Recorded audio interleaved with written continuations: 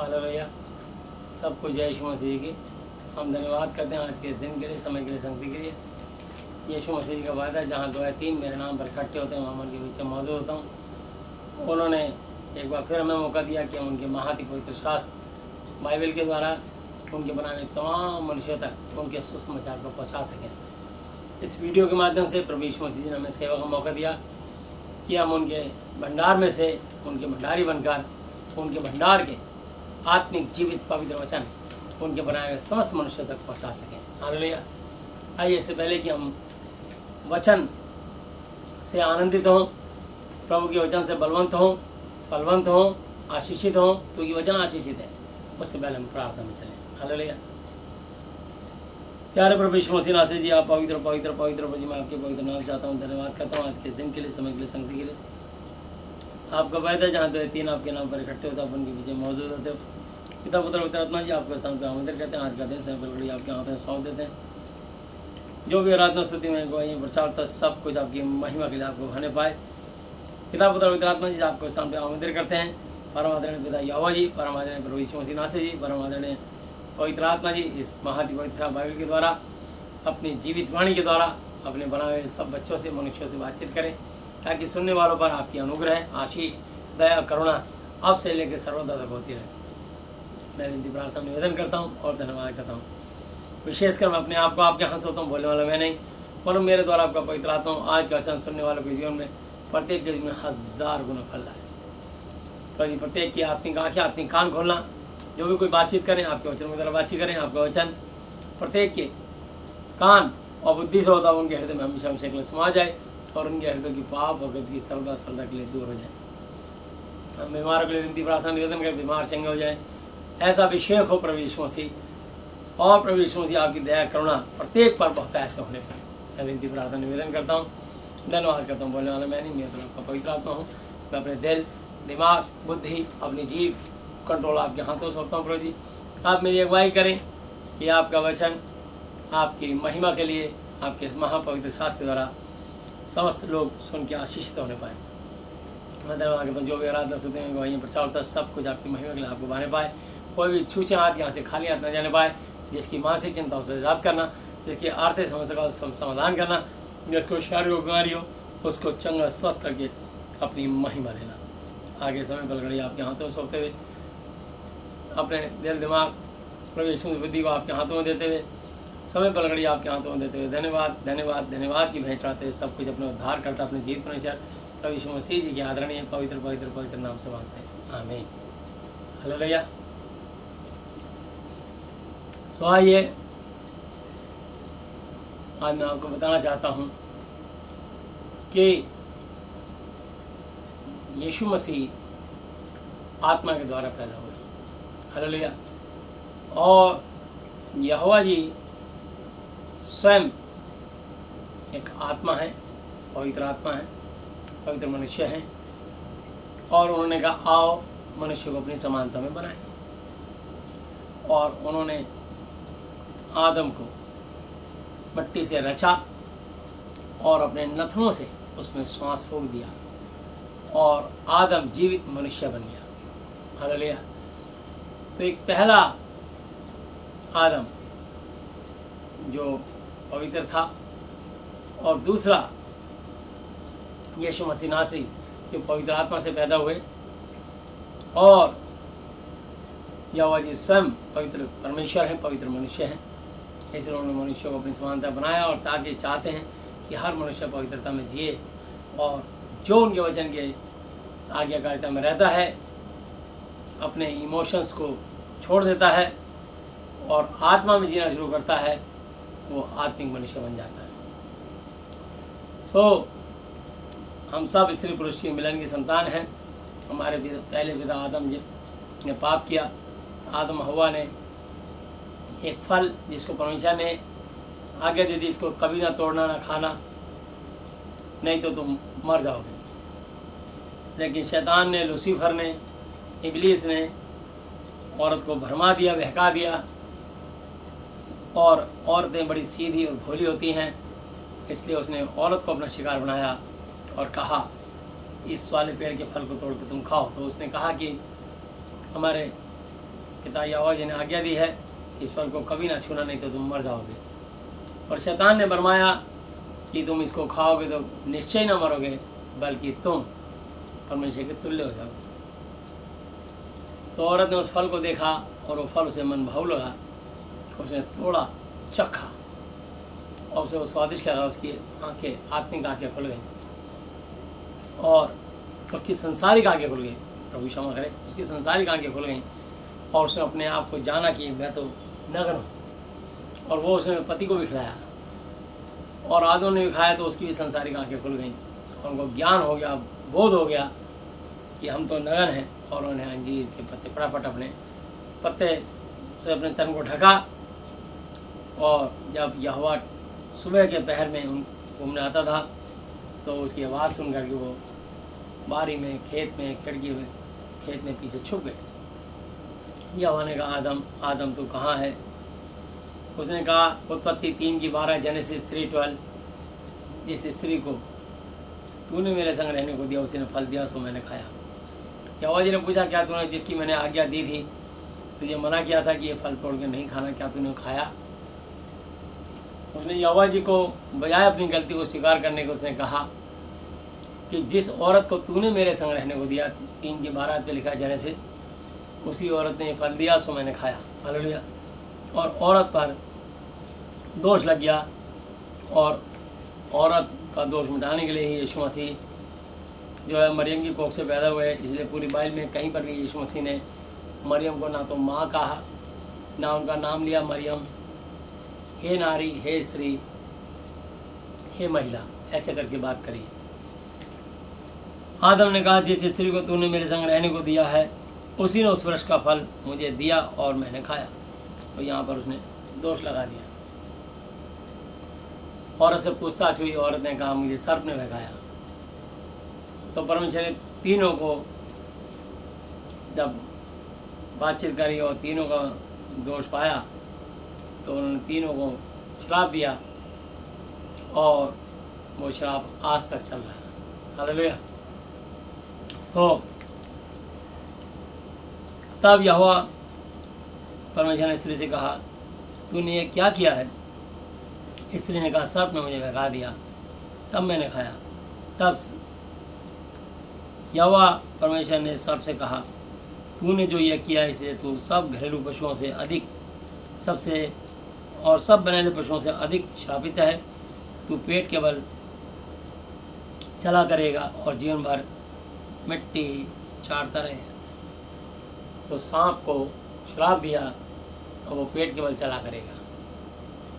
पहले सीधा चलता था, इसलिए अब उसको ये दिया, और मैं तेरे और इस स्त्री के बीच में और तेरे वंश और उसके वंश के बीच में बैर उत्पन्न करूँगा और वह तेरे सिर को कुचल डालेगा और तू उसकी एड़ी को डसेगा।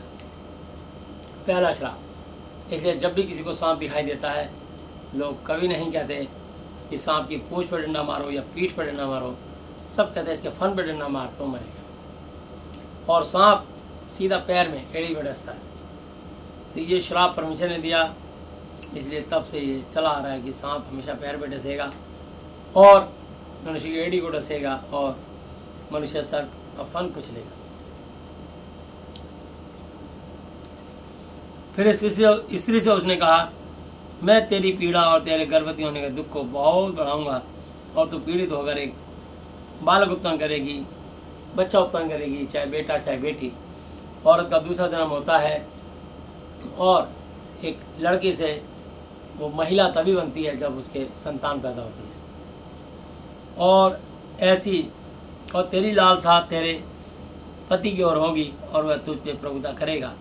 और आदम ने उससे कहा, तूने जो अपनी पत्नी की बात सुनी और जिस वृक्ष के फल के विषय में मैंने तुझे आज्ञा दी थी कि तू उसे न खाना, उसको तूने खाया है, इसलिए भूमि तेरे कारण श्रापित है और तू उसकी उपज जीवन भर दुख के साथ खाया करेगा। इसलिए उस दिन से पूरी धरती श्रापित हो गई। धरती पर उगने वाली हर चीज़ श्रापित है, धरती का पानी श्रापित है, धरती की फल सब्जियां श्रापित हैं, धरती पे रहने वाले मनुष्य श्रापित हैं, जीव जंतु श्रापित हैं, सब जो धरती पर आया वो श्रापित हो गया। हालेलुया। तो परमेश्वर ने श्राप दिया मनुष्य को कि और वह तेरे लिए कांटे ऊन कटारे उगाएगी और तू खेत की उपज खाएगा और अपने माथे के पसीने की रोटी खाया करेगा और अंत में मिट्टी में मिल जाएगा, क्योंकि तू उसी में से निकाला गया है। तू मिट्टी तो है और मिट्टी ही में फिर मिल जाएगा। हालेलुया। तो इंसान मिट्टी का है। उसका देहांत होते ही सब लोग यही कहते हैं कि मिट्टी कितने बजे आएगी, चाहे उसे किसी भी तरीके से किसी भी समुदाय के लोग कोई फूंक दे या दफना दे। मिट्टी में दफनाने के बाद भी गल सड़ जाएगा मुर्दा और मिट्टी में मिल जाएगा, और जला दो तो राख बन जाएगा तब भी मिट्टी मिल जाएगा। तो मिट्टी तो है और फिर मिट्टी में ही मिल जाएगा। और तो अपने माथे के पसीने की रोटी खाएगा, इसलिए हर आदमी अपने माथे के पसीने की रोटी खाता है। और जब हम दुआ करते हैं blood of Jesus thank you Jesus आमीन, तब वो चीज़ शुद्ध होती है, क्योंकि यीशु मसीह जो है पवित्र मनुष्य हैं और वो बिना किसी स्त्री पुरुष के मिलन के यूहन्ना 1:14 जॉन 1:14 के अनुसार और वचन देहधारी हुआ, यानी वचन ने देह धारण करी, अनुग्रह यानी दया, सच्चाई मतलब सत्य से परिपूर्ण मतलब कंप्लीट होकर हमारे बीच में डेरा किया, रहने आया और हमने उसकी ऐसी महिमा मिरेकल चमत्कार देखा जैसे पिता के इकलौते की महिमा। सिर्फ या तो इकलौता परमेश्वर ऐसे पूरे सौरमंडल में बड़े बड़े चमत्कार आश्चर्यक्रम कर सकते हैं, या उनका पुत्र जिनको स्वर्ग प्रति का सारा अधिकार दिया गया यीशु मसीह नासरी कर सकते हैं। हालेलुया। इसलिए यीशु मसीह जी का नाम सब नामों में श्रेष्ठ है। जो स्वर्ग में और जो पृथ्वी और जो पृथ्वी के नीचे रहते हैं वे सब यीशु मसीह जी के नाम पर घुटना टेके और परमेश्वर पिता की महिमा के लिए हर एक जीव अंगीकार कन्फेस कर ले कि यीशु मसीह ही प्रभु है। तो जैसे ही आप यीशु मसीह को अपना प्रभु मानोगे, उसी समय प्रभु का आप आत्मिक जन बन जाओगे और आप यीशु मसीह की संतान बन जाओगे, क्योंकि वह अपने घर आया। यूहन्ना 1:11-12 पे लिखा है 10 ऐसे वह जगत में था, जगत उसके द्वारा उत्पन्न पैदा हुआ, परंतु जगत ने उसे नहीं पहचाना। वह अपने घर आया जहाँ वो पैदा हुआ, जिस मरियम की कोख से पैदा हुआ, जिस इलाके में पैदा हुआ, गलील में, नासरत में। तो उन्होंने कहा अपने घर आया, परंतु उसके अपनों ने, रिश्तेदार, बिरादरी, भाई बहनों ने उसको ग्रहण स्वीकार नहीं किया। परंतु जितनों ने, हम जैसे लोगों ने, हम जैसे विश्वासी लोगों ने, जितनों ने उसे ग्रहण किया, उसने, यीशु मसीह जी ने, उसने उन्हें परमेश्वर की, यहोवा जी की संतान होने का अधिकार दिया, अर्थात उन्हें जो उसके नाम पर विश्वास, यकीन, भरोसा, एतबार रखते हैं, फेथ करते हैं। हालेलुया। तो मैं आपको बताना चाहता हूँ, जो फेथ रखते हैं इस वचन पर, ये वचन ही परमेश्वर, आदि में वचन था, वचन परमेश्वर के साथ था, वचन ही परमेश्वर था। तो मैं आपको बताना चाहता हूँ कि जब आप इस वचन पर विश्वास करेंगे तो बाइबल में लिखा है कि धर्मी जन विश्वास के द्वारा जीवित रहेगा। विश्वास विश्वास विश्वास व्यवस्था यीशु मसीह ने पूरी कर दी, अब सिर्फ विश्वास को उठा दिया। हालेलुया। तो बस आप विश्वास करेंगे और वैसा होगा। पुराने नियम की पुस्तक सारी व्यवस्था पर आधारित थी। यहोवा जी आदेश और निर्देश देते थे अपने दास को, और दास भी वो स्वयं चुनते थे। ये नहीं कि किसी ने बाइबल ट्रेनिंग ली कहीं से, जो आज वो अपना बाइबल खरीदी और 10-20 आदमी का समूह इकट्ठा किया और बोलता मैं पास्टर हूँ। तो पास्टर का मतलब नहीं जानते। पास्टर का मतलब एक परमेश्वर के भय में थरथराने वाला, परमेश्वर की आज्ञाकारिता में चलने वाला। बहुत कम ऐसे प्रभु के सेवक मिलेंगे जो कभी, मतलब बहुत ही कम उनसे चूक हो। चूक तब भी सबसे होती है, चूक तब भी सबसे होती है, लेकिन जो जितनी कम चूक करता है वो परमेश्वर की दृष्टि में उतना पवित्रता में बढ़ता चला जाता है, पवित्र होता चला जाता है। हालेलुया। और जितना वो पवित्र होता चला जाता है, परमेश्वर आत्मा उनको भरपूरी से इस्तेमाल करता है और बहुतायत से इस्तेमाल करता है। हालेलुया।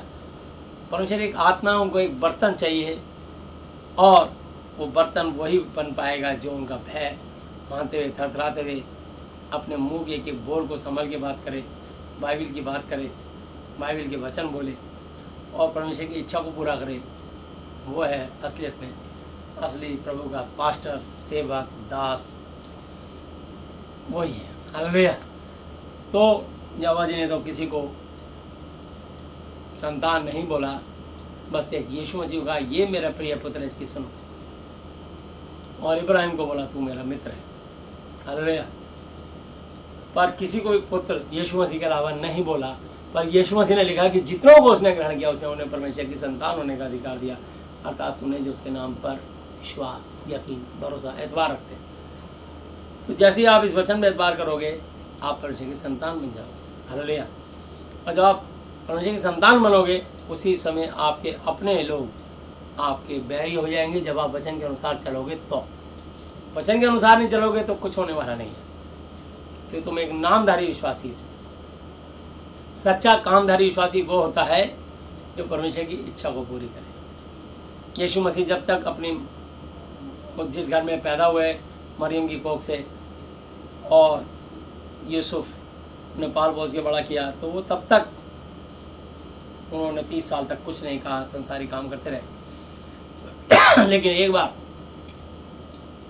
वो गए और सब कुछ छोड़ के उन्होंने जो है व्यवस्था पूरी करी, पानी का बपतिस्मा लिया और जंगल में चले गए। 40 दिन 40 रात निराहार रहे, और उसके बाद जब आए, बस वो व्यवस्था पूरी करने के बाद हम सबको व्यवस्था से मुक्त कर दिया। 8 दिन के थे उनका खतना हुआ। जवान हुए तो मूछे दाढ़ी बड़ी, कभी सर के बाल और मूछे दाढ़ी कभी नहीं कटाई, और बड़े हुए तो सर पे ढक के प्रार्थनाएं करते थे। मतलब हम सबको उन व्यवस्थाओं को पूरा करने का हमें मुक्त कर दिया। हालेलुया। अब हमें दोबारा व्यवस्था में नहीं जाना, हमें विश्वास की व्यवस्था में चलना है। Faith, hallelujah. इस वचन की विश्वास की व्यवस्था कि प्रभु की विश्वास क्या कहता है। हालेलुया। विश्वास से यीशु मसीह ने सारे चमत्कार किए, और आज भी जो लोग इस वचन का आदर करते हैं, विश्वास करते हैं, प्रभु यीशु मसीह का आत्मा चुटकियों में उनके लिए काम कर देते हैं। क्योंकि इब्रानी 13 की 8 है पे लिखा है, हिब्रूज 13:8, यीशु मसीह जी कल, आज और युगानुग एक से। तो यहाँ तीनों को श्राप मिला और कहा कि तूने अपनी पत्नी की बात सुनी, और जिस वृक्ष के विषय में मैंने तुझे आज्ञा दी थी तुझे ना खाना, तूने उसको खाया, इसलिए भूमि तेरे कारण श्रापित है। हालेलुया। तो अंडरस्टूड है कि उसके ऊपर की हर चीज़ श्रापित है। हालेलुया। तो जब हम यीशु का लहू लगाते हैं तब वो चीज़ शुद्ध होती है। Blood of Jesus, thank you Jesus, आमीन। वो मिलावट करने से शुद्ध नहीं होती है कि पानी के अंदर पानी रे पानी तेरा रंग कैसा, जिसमें मिला दो उस जैसा। अगर पानी के अंदर नीली शाई डाल दो तो नीला बन जाएगा, अगर पीला रंग डाल दो तो पीला बन जाएगा, और ऑरेंज डाल दो तो ऑरेंज का जूस डाल दो तो ऑरेंज बन जाएगा, और रूह अफ़ज़ा डाल दो तो लाल बन जाएगा। तो ऐसा कोई मिलावट नहीं करनी है। अगर ऐसा करते हैं तो आप शारीरिक और संसारिक हैं। तो अभी भी आप इस भेद को समझे नहीं कि परमेश्वर आत्मिक है। इसलिए जॉन 6:63 में लिखा है, यूहन्ना 6:63 पर, आत्मा तो जीवनदायक है, शरीर से कुछ लाभ नहीं। ये जो बातें मैंने तुमसे कही हैं आत्मा भी है और जीवन भी है। तो इसलिए जैसे ही आप रोग की बातें समझोगे, आत्मा की बातें समझोगे, आपके अंदर एक जीवन आ जाएगा। हालेलुया। और आप विश्वास पे चलोगे।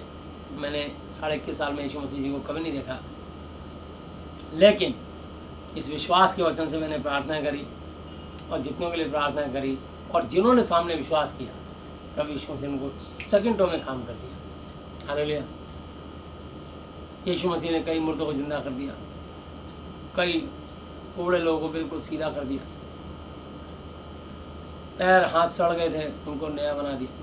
बड़े बड़े आश्चर्य काम करे। मेरे को इतने, मैं कह रहा हूँ, लाइन लगी थी, मुझे खुद पता नहीं कितनी पब्लिक आ रही है और जा रही है। मेरठ के अंदर सिवाल के पास मोहिउद्दीनपुर एक गाँव है, जिसमें साहिब दास जी मेरे साथ थे, मंगोलपुरी में रहते हैं। और सबसे ज़्यादा हमारे जीवन में सचमुच वहाँ काम हुआ जहाँ यूहन्ना 14 की 12 पे लिखा है, मैं तुमसे सच सच कहता हूँ कि जो कोई मुझे विश्वास करता है ये काम जो मैं करता हूँ वो भी करेगा, और इनसे भी बड़े बड़े काम करेगा, क्योंकि मैं पिता यहोवा जी के पास जाता हूँ। उन दिनों में हापुड़ बैठता था हर 15 दिन में एक बार। तो हापुड़ से इधर मोदी नगर को चले गए हम, और वहाँ एक मोहिउद्दीनपुर है, फिर वहाँ से उनका गांव है सिवाल, मेरठ में, वहाँ चला गया। तो 3 दिन 3 रात मैंने मोहिउद्दीनपुर में काम किया, और प्रभु यीशु मसीह ने बड़े बड़े आश्चर्यक्रम करे। 10 ठीक हो गए, 20 आए, 20 ठीक हो गए, 50 आए, 50 गए, 500 आए, 500 गए, 1000 लोग आए। ऐसे लाइन जत्थे के जत्थे लोग ट्रैक्टर पे, ट्रॉली पे, बैलगाड़ियों पे, बुग्गों पे मरीजों को लाद लाद के लाते हैं। और लोग बोलने लगे भैया दिल्ली से को भगत जी आ रहा, बोला हाँ, बोला क्यों बाबू बैठा, बोला सूद ही चला। तो मैं आपको बताना चाहता हूँ कि वहाँ पर लोग जब लोग मेरे पास आते थे, मैंने उनको बताया ना मैं भगत जी, ना बाबा जी, ना महाराज जी, ना मैं पास्टर फादर, ठीक है, मैं हूँ तुम्हारा भैया जी, मुझे सब, क्योंकि मतीतिया से दया मिलेगा, तुम सब भाई हो, हालेलुया। और तुम रब्बी गुरु ना कहलाना, क्योंकि तुम्हारा एक ही गुरु अर्थात प्रभु यीशु मसीह, हालेलुया। तो अगर कोई आपको फादर बोले या गुरु जी, बाबा जी, महाराज जी, भगत जी बोले तो कभी ना कहलाना, रोक देना उसको। हम हैं सब भाई बहन और आत्मिक भाई बहन हैं, तो इसलिए सब भैया जी कहते हैं और मेरे से दुआ कराते हैं और मैं उनके लिए दुआएं करता हूँ। और यीशु मसीह का आत्मा, यीशु मसीह जो मुर्दों में से जी उठे और आता जिंदा है, जो उनके वचन पर एतबार करता है, भरोसा विश्वास करता है, ईमान लाता है, प्रभु यीशु मसीह का आत्मा उनके मन की मुरादें पूरी कर देते हैं, चंगा कर देते, क्योंकि यीशु मसीह उनकी मनोकामना, उनकी मनोरथों को पूरा करने के लिए जीवित और सक्षम और सामर्थी है, हालेलुया। तो मैं आपको बताना चाहता हूँ, इसलिए अपने इमोशनल को त्याग दीजिए। देखिए यीशु मसीह ने भी यहाँ क्या काम किया है, मैं आपको बताना चाहता हूँ। और उन्होंने ये श्राप दिया मनुष्य को कि तू अपने माथे के पसीने की रोटी खाएगा और अंत में तू मिट्टी में मिल जाएगा, अब तू मुझे मरना पड़ेगा। और इसलिए हर मनुष्य की मृत्यु है। और हमारा पहला पिता जिसका नाम आदम था, उसकी आयु 930 वर्ष थी और उसके कई बेटे और बेटियाँ उत्तर हुई, जिसमें एक बेटा जो सबसे लंबी उम्र दिया उसका नाम था मतूशेलह। 969 साल वो जीवित रहा, तत्पश्चात वो भी मर गया। उसका परमेश्वर ने उम्र घटा के मनुष्य की लास्ट उम्र 120 साल कर दी। अब हमारी सबकी उम्र 120 साल है, जितने भी धरती में मनुष्य हैं। यदि हम इस वचन के अनुसार चलेंगे तो, इस यीशु मसीह जी के नाम का आदर करेंगे तो, यहोवा जी के, उनके यीशु मसीह के पिताजी यहोवा जी का आदर करेंगे तो, इस महादि पवित्र शास्त्र बाइबल के वचन का आदर करेंगे तो, ये कंडीशन उम्र तब है, हालेलुया। और इसलिए यहाँ लिखा है उत्पत्ति 6:3 और यहोवा ने कहा कि मेरा आत्मा मनुष्य से सदा लौ विवाद बहसबाजी करता नहीं रहेगा, क्योंकि मनुष्य भी शरीर ही है और उसकी आयु 120 वर्ष की होगी। ये इसी महाति पवित्र शास्त्र ने दर्ज कर दिया, हालेलुया। और जो बात इसमें लिख दी वो अटल है, हालेलुया। तो इसलिए जैसे जैसे मनुष्य परमेश्वर की आज्ञाओं को तोड़ेगा, उसे दूर जाएगा, पीछे जाएगा, शैतान मौका देख करके उसको दबोच देगा। क्योंकि पहला पतरस 5:8 पे लिखा, वो शेर की नाई, वो शेर की तरह इस खोज में रहता है कि किसको उखाड़ खाए। वो शेर नहीं है, शैतान भेड़िया है, लेकिन वो एकदम ऐसा हमला करता है जैसे बच्चे गुब्बारे वाले से शेर का मुखौटा पहन के और दूसरे बच्चे को डरा देते हैं, दूसरे बच्चे की चीख निकल जाती है। तो ऐसे शैतान भी, इंसान जब बिल्कुल सोचता है कि अब मैं सब तरफ से खुशहाल हूँ, सुखी हूँ, आनंदित हूँ, एकदम हमला करता है, जैसे अय्यूब पे हमला किया। और अय्यूब का एक ही दिन में सारे बैल, गधैया, ऊँट, घोड़े सब मार डाले। उसके 7 बेटे 3 बेटियाँ सब मार डाले। और इतने में भी शांत नहीं हुआ, बल्कि उसने अय्यूब के शरीर पे इतने मोटे मोटे फफोले उगा दिए, थोड़े। और अय्यूब उनको नारियल का ठीकरा लेकर के उससे रगड़ रगड़ के खुजाता था, उसमें मवाद 10 भरती थी। और जब उसमें जख्म में दर्द होता था तो ज़मीन की मट्टी उठा के उसमें भर लेता था। कोई और दवाई नहीं थी, कुछ नहीं था, कोई औषधि, कोई वैद्य, कोई पैसे नहीं थे, क्योंकि वो सबसे धनवान, पूरियों में सबसे धनवान व्यक्ति था। पर एक ही दिन में शैतान ने उसको, धनवान को, धराशायी कर दिया। तो शैतान, मैं आपको बताना चाहता हूँ कि वो मौके की ताक में रहता है कि कब मनुष्य इस बाइबल के वचन से, यीशु मसीह जी की आज्ञाओं से, यीशु मसीह जी के नाम से दूर हो और मैं अटैक करके इसके जीवन की खुशियों को घोंट सकूं, गला घोंट सकूं, रौंद सकूं, कुचल सकूं। इसलिए मेरे अजीज़ों, हो सकता है आपका कोई भी प्रचारक, चाहे मैं हूँ चाहे कोई और प्रचारक, अगर आपको पसंद आए, आप भले ही प्रचारक बदल लेना, परंतु अपने जीवन से महाति पवित्र शास्त्र बाइबल का वचन कभी ना छोड़ना, कभी ना बदलना, हालेलुया। क्योंकि प्रचारक एक इंसान है, मैंने बताया इंसान गलतियों का पुतला है, परंतु परमेश्वर परिपूर्ण है, कंप्लीट मैन है यीशु मसीह, हालेलुया। तो इसलिए अपने इमोशंस जो परिवार वालों के साथ हैं त्याग दीजिएगा। अगर आपके अपने परिवार के साथ बहुत इमोशंस हैं कि मैं अपने माँ बाप के लिए, अपने बहन भाई के लिए, अपने बेटा बेटी के लिए, अपने परिवार के सदस्यों के लिए मैं ये करूँगा वो करूँगा, मतलब क्या करोगे? परमेश्वर की आज्ञा तोड़ दोगे? हर व्यक्ति अपना बोझ खुद उठाएगा। हालेलुया। ये परमेश्वर ने ठहराया है और सबके अपने अपने कर्म है।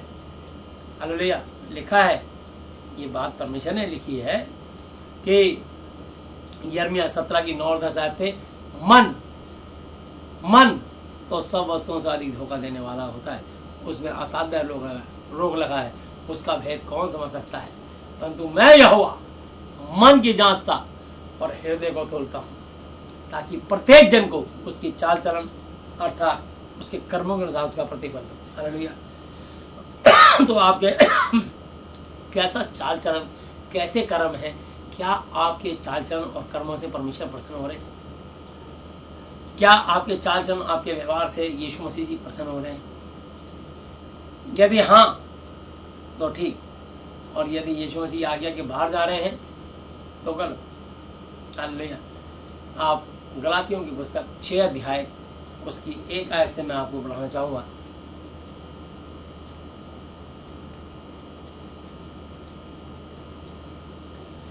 हे भाइयों, यदि कोई मनुष्य किसी अपराध में पकड़ा भी जाए तो तुम जो आत्मिक हो नम्रता के साथ ऐसों को संभालो और अपनी भी चौकसी रखो। उसकी देखभाल जरूर करो, संभालो जरूर, पर कहीं उसको संभालते संभालते खुद ही मत डूब जाना। समझ रहे हैं आप? उसकी उतनी हेल्प करो जितनी जरूरत है।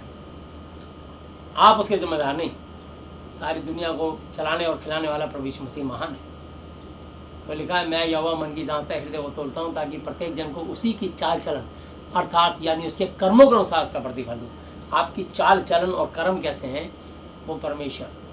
यीशु दया का बहता सागर, यीशु दया का बहता सागर, यीशु है दाता महान, यीशु है दाता महान।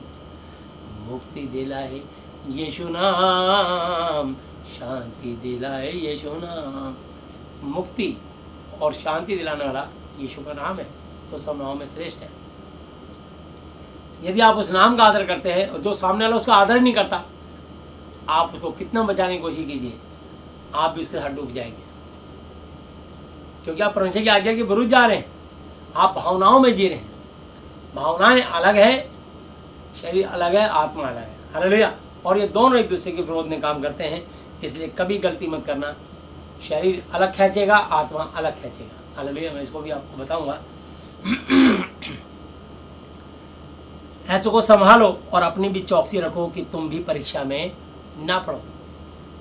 तुम एक दूसरे का भार बोझ उठाओ और इस प्रकार यीशु मसीह की व्यवस्था को पूरी करो। क्योंकि यदि कोई कुछ ना होने पर भी अपने आप को कुछ समझता है तो अपने आप को धोखा देता है। पर हर एक अपने ही काम को जांच ले और तब एक दूसरे के विषय में नहीं परंतु अपने ही विषय में उसको घमंड करने का अवसर मौका होगा। क्योंकि हर एक व्यक्ति अपना ही बोझ उठाए, इसलिए सबकी शादी की जाती है। हर पति पत्नी अपने बच्चों को अच्छे से पालन पोषण करे, कोई दूसरे का बोझ नहीं उठाएगा।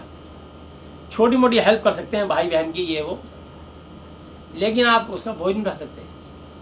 अगर आपने ऐसा किया तो आपने परमेश्वर की पहली बात तो आज्ञा तोड़ दिया, परमेश्वर के बैरी बन गए। परमेश्वर ने आपको आशीष दिया है अपनी अनुग्रह के कारण, दया के कारण। आपके उसके पीछे चलने लगे, आप उसका आदर करने लगे, उसकी महिमा करने लगे, तो आप वो दुष्ट आत्माओं की पूजा कर रहे हैं, आप परमेश्वर की महिमा कर रहे हैं।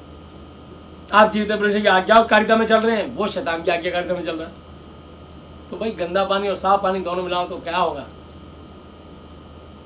एक म्यान में दो तलवार नहीं रह सकती, एक पैर की जूती में दोनों पैर नहीं घुस सकते, एक हाथ से आप ताली नहीं बजा सकते, एक हाथ से आप हाथ नहीं धो सकते। इसलिए एक दूसरे का सहारा जरूर है, लेकिन हमें परमेश्वर का सहारा उसको परमेश्वर के हाथों में सौंप दीजिए। परमेश्वर उसको संभालेंगे। आप प्रार्थना करें उसके लिए, उसके जीवन को यीशु मसीह के काम करने दीजिए। जिसको यीशु मसीह एक बार तैयार करते हैं वो फिर नहीं गिरता। आपने देखा कई पौधे हैं, माली हर पौधे के लिए मेहनत करता है, लगाता है। जब पौधा बढ़ता है तो कभी कोई पौधा झुकता, आंधी तूफान में तो एक फंटी बांध देता है। फिर कोई गाय बकरी ना चढ़ जाए उसके चारों तरफ एक कटीली झाड़ी या जंगला लगाया था ताकि कोई गाय बकरी ना चढ़ जाए, कोई उसको उखाड़ के ना ले जाए। परंतु जिस दिन वो पौधा से पेड़ बनता है और पेड़ से वृक्ष, वो जंगला तोड़ना शुरू करता है और वृक्ष से फूल, फूल से फल, किसी में 100 गुना, 60 गुना और 30 गुना फल आते हैं। तो पेड़ वो चाहे टेढ़ा उगे तो टेढ़ा ही रहेगा, पर इतना ताकतवर हो जाएगा क्योंकि उसने इतना आंधी तूफान के थपड़े खाए हैं, भले ही वो टेढ़ा हो गया पर वो ज़मीन से उखड़ेगा नहीं। अगले 50 साल में भी टेढ़ा होकर भी खड़ा रहेगा। उसमें 10-12 लोग चढ़ जाए तब भी वो नहीं उखड़ेगा। तो मैं आपको बताना चाहता हूँ कि परमेश्वर जिसको एक बार खड़ा करता है वो नहीं गिर सकता, पर जिसको इंसान खड़ा करता है वो बार बार गिर जाता है, क्योंकि परमेश्वर की महिमा चोरी करता है। आप किसी के जीवन में परमेश्वर बनने की कोशिश ना करें, बल्कि परमेश्वर को उसके जीवन में काम करने का मौका दें। और हर व्यक्ति अपने बोझ उठाएगा, तो आप दूसरे का बोझ उठाते उठाते कहीं ऐसा तो नहीं कि अपने परिवार को परेशान कर रहे हो। आप अपने आप को जांचें, आप कहीं भावनाओं में तो नहीं जा रहे हो? क्या आप कहीं परमेश्वर की आज्ञाओं को तो नहीं तोड़ रहे हो? जो मनुष्य अपने घर की रखवाली नहीं कर सकता, वो कलीसिया की रखवाली क्यों कर कैसे करेगा? इसलिए हर व्यक्ति का फर्ज है कि अपनी पत्नी, अपने बच्चों का पूरे तरीके से पालन पोषण ध्यान करे, उनकी क्या नीड्स, क्या ज़रूरत है, पूरा केयर करे और कोशिश करे कि उनकी हर कमी को पूरा कर सके और उनमें किसी किस्म का लोड और बोझ ना आए। ये परमेश्वर के वचन में लिखा है। हालेलुया। तो वचन के सुनने वाले नहीं, पर वचन पे चलने वाले बनो। यहाँ लिखा है, जो वचन की शिक्षा पाता है वो सब वस्तुओं में, सब अच्छी वस्तुओं में सिखाने वालों को भागी करे। धोखा ना खाओ। परमेश्वर ठट्ठों हंसी मजाक में नहीं उड़ाया जाता, क्योंकि मनुष्य जो कुछ बोता है वही काटेगा। क्या बोता और क्या काटेगा? क्योंकि जो अपने शरीर के लिए बोता है वो शरीर के द्वारा विनाश, नरक की कटनी काटेगा, और जो आत्मा के लिए बोता है वो आत्मा के द्वारा अनंत जीवन की कटनी काटेगा। अगर आप किसी के जीवन में धन्य है वे जो मेल कराने वाले परमेश्वर के पुत्र पुत्र कहलाए जाएंगे। अगर आप यीशु मसीह को बोते हो, यीशु मसीह के वचन उसके जीवन में हृदय में बोते हो, एक आत्मा को परमेश्वर से मिलाते हो, तो आप अनंत जीवन की कटनी काटेंगे। आप किसी भिखारी को 10 रुपये तो क्या, 100 रुपये तो क्या, 2000 का नोट दे दिए और अगले दिन फिर उसी चौराहे पे आके देखिए, वो भिखारी सबको बात फैला देगा कि ऐसे ऐसे लोग आते हैं जो एक एक दिन में 2-2 हज़ार रुपये दे जाते हैं। वो कभी भीख मांगना नहीं छोड़ेगा, बल्कि आपने उसको अपाहिज भिखारी बना दिया 2000 रुपये दे करके। इसलिए किसी भी भिखारी को भीख नहीं, उसको सीख दीजिए और उसके लिए जीते परमेश्वर से प्रार्थना करें कि प्रभु इसके ऊपर पाप श्राप है, इसके ऊपर से गरीबी का श्राप हट जाए, हमारे देश में से गरीबी हट जाए, और प्रभु यीशु मसीह ये सच्चे जीते परमेश्वर आपको दंडवत करे, नबूवत करे, आपकी महिमा करे और ये भी आशीष पाए। जैसे मैं एक दिन फटीचर था, आपने मुझ पर दया करके आशीषित किया, ऐसे मैं चाहता हूँ प्रभु इस पर दया करें। आप उसकी आत्मा मांग लीजिए कि प्रभु ये आत्मा मैं आपकी महिमा के लिए मांगता हूँ। यहाँ के जितने सारे भिखारी नज़ारे, इन सब की आत्माएं आपकी महिमा के लिए मांगता हूँ। तो जब आप उनकी आत्मा प्रभु की महिमा के लिए मांगेंगे, तब वो सब भिखारी भीख छोड़ करके जीवते परमेश्वर की महिमा करेंगे। हालेलुया।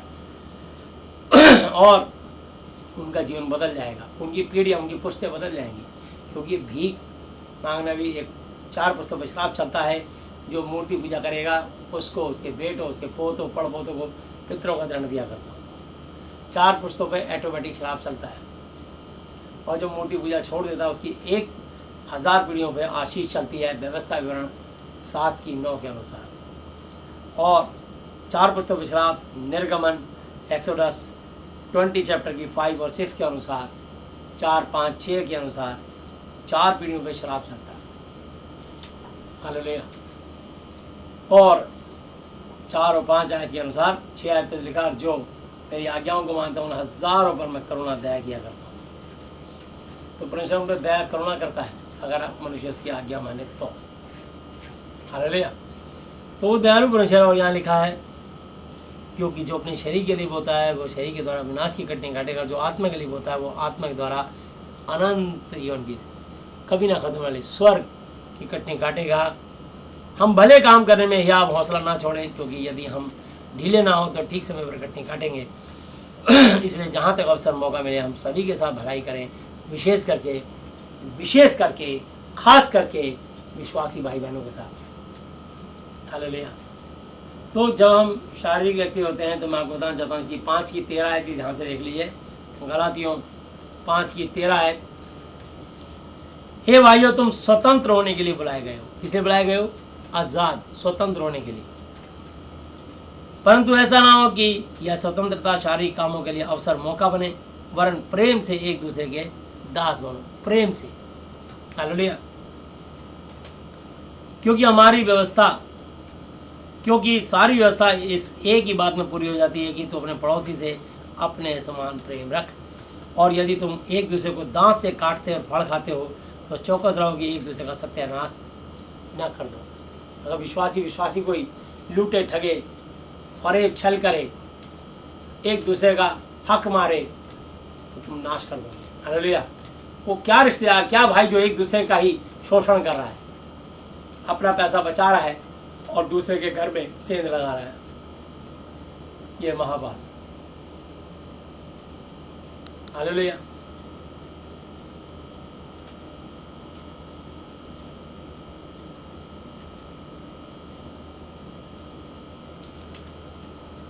हालेलुया। परमेश्वर महान है और उसकी करुणा सदा की। पर मैं कहता हूं कि आत्मा के साथ चलो तो तुम शरीर की लालसा किसी रीति से पूरी ना करोगे, क्योंकि शरीर आत्मा के विरोध में और आत्मा शरीर के विरोध में लालसा करती है। हालेलुया। तो शरीर अलग है, आत्मा अलग है। इसलिए जब इंसान का देहांत होता है, जैसे ही आत्मा निकल जाती है, वो शरीर मिट्टी का एक लोदा बन करके, टुकड़ा ढीला बन के पड़ा रहता है। अभी देख लो ना, कोरोना पेशेंट के कितने ऐसे सील करके उनको ऐसे फेंक रहे जमीन पे, ऐसे करके उठा के फेंक दे रहे कूड़े की तरह, बेरहमी से। उनको कोई तरस नहीं, रहम नहीं, कोई इज्जत, कोई आदर नहीं। यहाँ तक कि अगर कोई कोरोना पेशेंट मर रहा है तो उसके शरीर को देखने भी नहीं दे रहे, उसके परिवार वालों को कि भाई तुम अपने पति को या अपने पिता को चेहरा देख लो, क्योंकि शरीर आत्मा के विरोध में और आत्मा शरीर के विरोध में लालसा करती है। और ये एक दूसरे के विरोधी हैं, एक दूसरे के अपोजिशन में बैरी हैं। इसलिए कि जो तुम करना चाहते हो वो ना करने पाओ, और यदि तुम आत्मा के चलाए चलते हो तो व्यवस्था के अधीन नहीं रहे।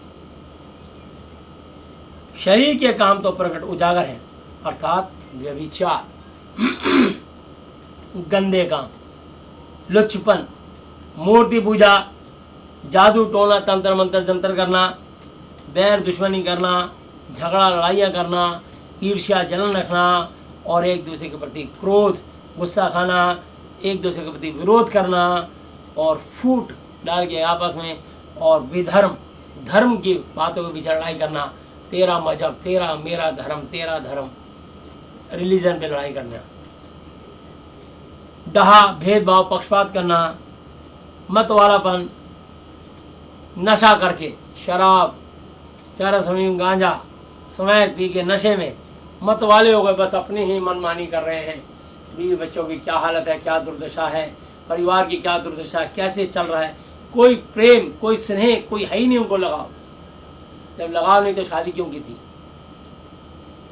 ये हर मनुष्य का फर्ज कर्तव्य है कि अपनी पत्नी और बच्चों का अच्छे से पालन पोषण, उनकी देख रेख करे, और पत्नी और बच्चे भी अपने घर के मुखिया का, पिता का, पति का प्रेम और आदर करें और एक दूसरे के प्रति प्रेम और सम्मान बना रहे, ताकि सब सुखी रह सकें।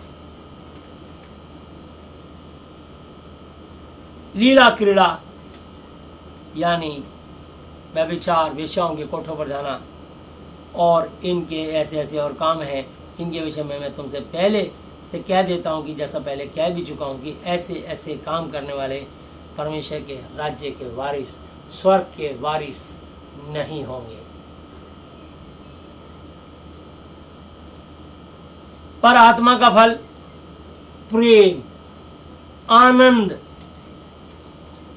मेल मिलाप, धीरज, पेशेंस, कृपा, एक दूसरे पे कृपा, भलाई करना, विश्वास करना और नम्र और दीन रहना, नम्रता रखना और संयम, पेशेंस रखना।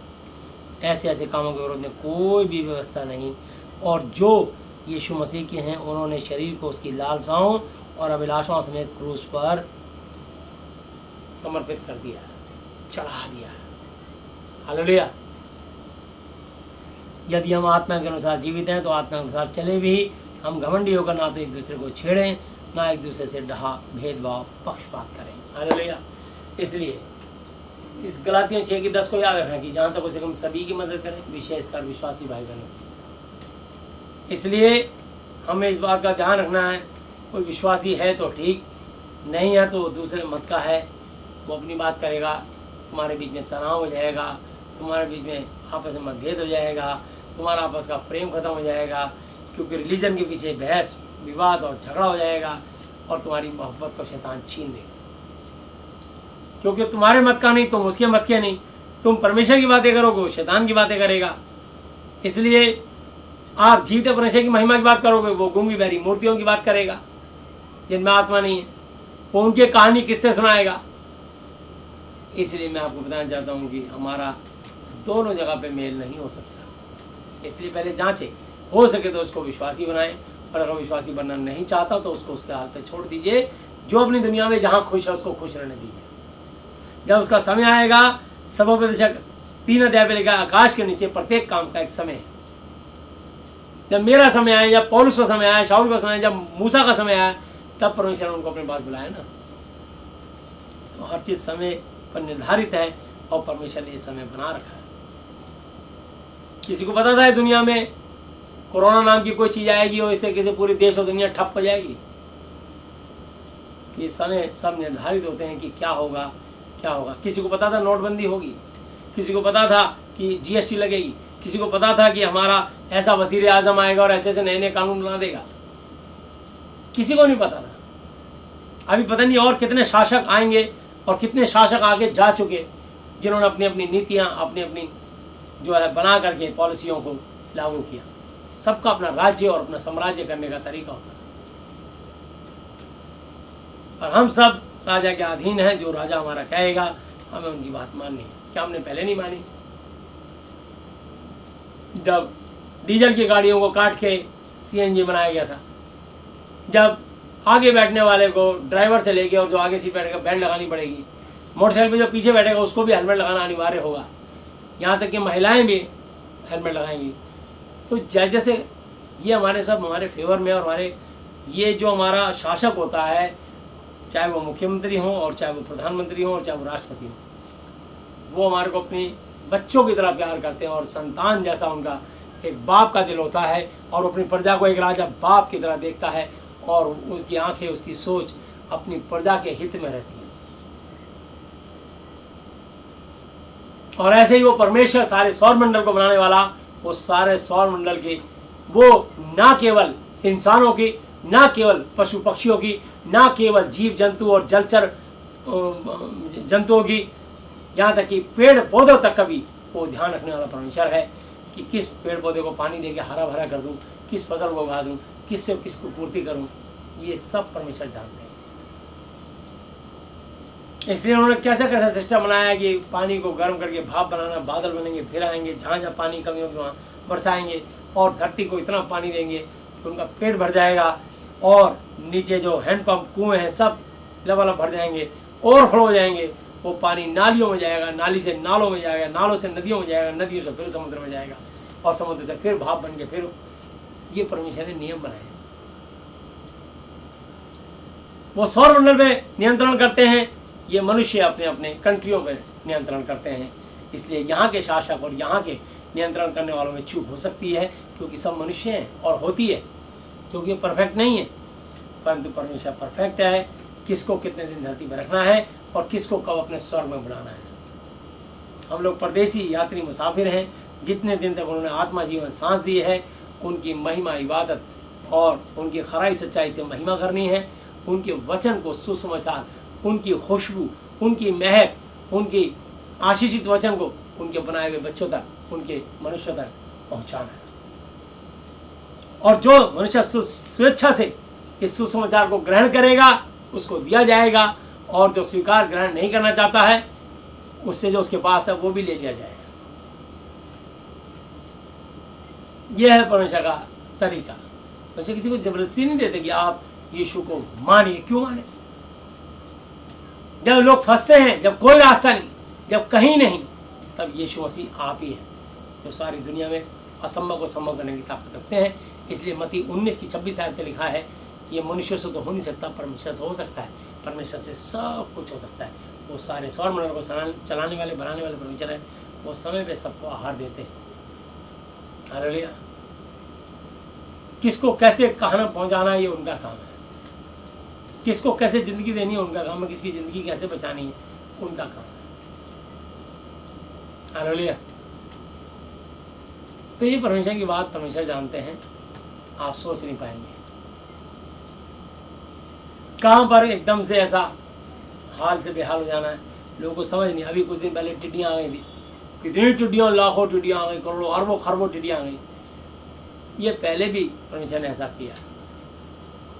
राजस्थान में हाहाकार मच गया, जहाँ जहाँ मध्य प्रदेश में पहुँच गई, जहाँ जहाँ पहुँची, और दिल्ली वाले डर गया कि दिल्ली की तरफ आ रही है। हमने प्रार्थना कर दी थी कि प्रभु नहीं आएंगे। मनुष्य क्या कर सकता है? अपने जीते पिता को पुकार सकता है। दिल्ली की तरफ, धरती की तरफ एक पहाड़ आ रहा था बहुत तेज, 29 अप्रैल को टकराएगा, धरती खत्म हो जाएगी। हमने प्रार्थना करी, पिता आप सब कुछ कर सकते हो। मत्ती 19:26 के अनुसार प्रार्थना करते हैं। आपके बच्चे रहते हैं यहाँ, किसी को अहित ना हो, नुकसान ना हो। प्रभु के कई बच्चों ने प्रार्थना मुँह खोल के प्रार्थनाएं करी। यीशु मसीह के विश्वासी प्रार्थनाएं करते हैं, तो परमेश्वर की वो संतान है। परमेश्वर की प्रार्थनाओं से काम करते हैं। जीवित परमेश्वर हमारा परमेश्वर, जिसने हमारे कान दिए कि आप खुद नहीं सुनता, जिसने हमारी आँख बनाई वो स्वयं नहीं देखता, यीशु मसीह जीवित है। और जिन लोगों ने यीशु मसीह की तस्वीर या मरियम की तस्वीर लगा के वो अपने परमेश्वर का उपहास, मजाक बना रहे हैं, यीशु मसीह जीवित है। जिसको कलाकार, पेंटर, चित्रकार बना दे वो परमेश्वर की बनाई हुई चीज़, वो परमेश्वर या यीशु मसीह नहीं हो सकता।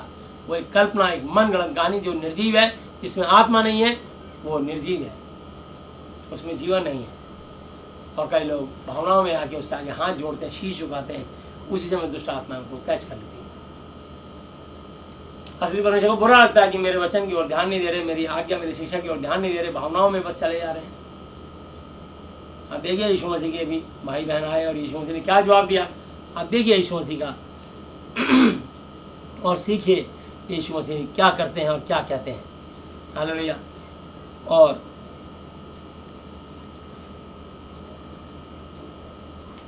लूका की पुस्तक और उसका 19 और 20 है 8 की, लूक 8 चैप्टर 19-20 वर्स। उसकी माता और उसके भाई उनके पास आए, पर भीड़ के कारण उससे भेंट ना कर सके। और उससे कहा गया कि तेरी माता, तेरे भाई बाहर खड़े हैं, खड़े हुए तुझसे मिलना चाहते हैं।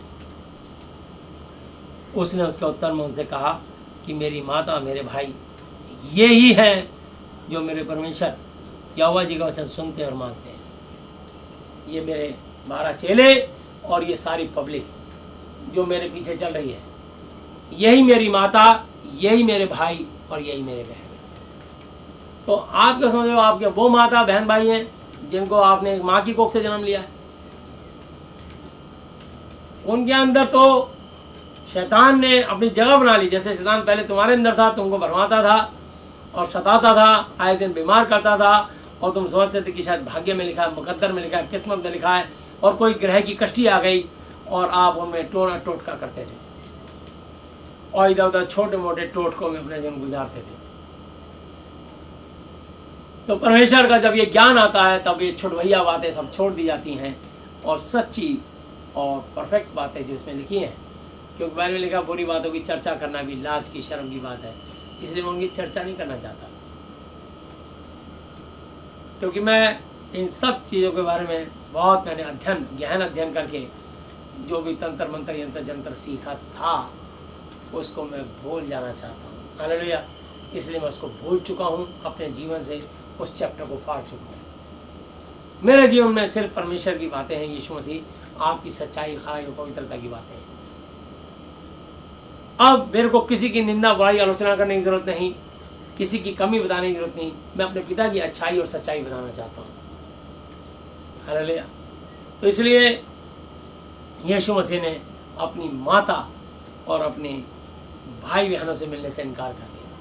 ये नहीं कहा कि उनको भीड़ से पीछे से घुमा के ले आओ। 12 चेले वॉलंटियर का काम करते थे, आने नहीं दिया, बस दूर से देख लो जाओ। कोई इमोशंस नहीं, कोई भावनात्मक नहीं, कोई उनके साथ दोबारा रहे नहीं। यीशु मसीह एक बार घर छोड़ दिया, जंगलों में सोते थे, कहाँ रात बिताते थे। 3.5 साल उन्होंने कैसे कैसे वक्त काटा, पर दोबारा पलट के कभी अपने माँ जिसकी कोख से जन्म लिया था उसको कभी माँ भी नहीं बोला। ये भी देखिए एक बात, क्योंकि वहाँ पे दोष लगा था उत्पत्ति में 3 के 12 आते कि जिस औरत को तूने मेरे संग रहने को दिया उसी ने फल दिया सो मैंने खाया। इसलिए यीशु मसीह ने अगर मरियम को माँ बोल देते तो एक औरत का उद्धार होता, और अगर उसका नाम लेते हे मरियम तो भी एक औरत का उद्धार होता, क्योंकि यीशु मसीह जगत का उद्धार करता है। इसलिए उन्होंने क्या कहा, उन्होंने यूहन्ना 2 अध्याय आप देखिए क्या कहा, 2 अध्याय उसकी 1 आयत। फिर तीसरे दिन गलील के काना में किसी का ब्याह था और यीशु की माता भी वहां थी। लोग कह रहे हैं यीशु की माता वहां थी, यीशु नहीं कह रहा कि मेरी माँ वहां थी। लोग कह रहे हैं क्योंकि लोगों ने देखा कि इसके द्वारा ये इसके पेट से पैदा हुआ है। और यीशु और उसके चेले भी उस ब्याह में नेवते गए थे, इनवाइट किए गए थे। तब दाखरस अंगूरों का जूस घट गया, तो यीशु की माता ने उसे कहा कि उनके पास दाखरस नहीं रहा। यीशु ने उससे कहा, हे महिला, हे महिला, हे नारी, हे स्त्री, मुझे तुझसे क्या काम, अभी मेरा समय नहीं आया। देखिए, ना तो मरियम बोला, ना बोला हे माँ, बता, कुछ कोई इमोशंस नहीं। बस हम यीशु मसीह में नई सृष्टि है, पुरानी बातें बीत गई, देखो सब नई हो गई। हालेलुया। इसलिए पुरानी बातों को आपको छोड़ना पड़ेगा। या तो पुराने लोग हमारे साथ यीशु मसीह के साथ आ जाएं, तब तो हमारे बहन भाई हैं, और अगर वो हमारे यीशु को नहीं मान रहे तो नहीं तो हमें वही पुरानी व्यवस्था में बसाएंगे, वही धागे, डोरे, ताबीज, वही पूजा पाठ, वही गुंगवेरी, उनके पास वही ज्ञान है, उतना ही ज्ञान है। इसलिए उस अंधकार के निष्फल कामों में मत लगो, जिसके कारण तुम पे श्राप था, और 4 पुस्तकों का श्राप था। जो मूर्ति पूजा करेगा मैं उसको, उसके बेटों, पोतों, पड़पोतों को पितरों का दंड दिया करता हूँ। तो इसलिए अगर हम उनके साथ जुड़ते हैं तो 4 पुस्तकों का श्राप और हमें नरक में जाना पड़ेगा। पर यदि हम परमेश्वर की आज्ञा के साथ चलते हैं तो हम अनंत काल के वारिस, स्वर्ग के वारिस हो जाएंगे। और ना केवल हम, बल्कि हमारे बच्चे, हमारे आने वाली 1000 पीढ़ियाँ, बच्चे बच्चे को बच्चे बच्चे को बच्चे बच्चे को बच्चे बच्चे को बच्चे बच्चे को बच्चे 1000 बार बोलना पड़ेगा, सुखी हो जाएंगे, यीशु के साथ चलेंगे। हालेलुया। वो परमेश्वर है और उसकी करुणा सदा की है। हालेलुया।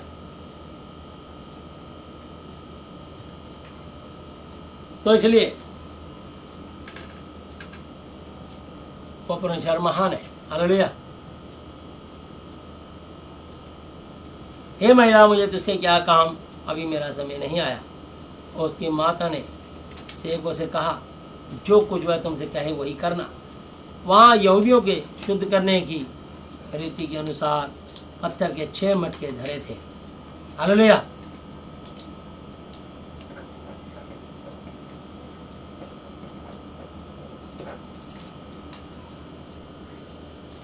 जिनमें 2-2, 3-3 मन समाता था। हालेलुया। यीशु ने उनसे कहा, मटकों में पानी भर दो। तो उन्होंने उन्हें मुँह लबालब भर दिया। तब उसने उनसे कहा, अब निकाल कर भोज के प्रधान के पास ले जाओ। वे ले गए। जब भोज के प्रधान ने वह पानी चखा तो जो दाखरस बन गया था और नहीं जानता था कि वह कहाँ से आया है, परंतु जिन सेवकों ने पानी निकाला था वे जानते थे कि भोज के प्रधान ने दूल्हे को बुलाकर उससे कहा, हर एक मनुष्य पहले अच्छा दाखरस देता है और जब लोग पीकर छक जाते हैं तब मध्यम देता है, परंतु तूने अच्छा दाखरस अब तक रख छोड़ा है। यीशु ने गलील के काना में अपना यह पहला चिन्ह दिखाकर अपनी महिमा प्रकट उजागर की और उसके चेलों ने उस पर विश्वास, यकीन, एतबार, भरोसा किया। हालेलुया। पर देखिए, उन्होंने मरियम को क्या कहा, हे महिला, हे नारी, हे स्त्री, मेरा भी समय नहीं आया। इसलिए क्योंकि तुम समस्त पूरी औरतों का जाति का उद्धार हो। हालेलुया। और औरतों का उद्धार कैसे होगा? पहला तीमुथियुस 2 अध्याय 13, 14, 15 आयत जब वो पूरी करेंगी तब औरतों का उद्धार होगा, वरना किसी औरत का उद्धार नहीं हो सकता।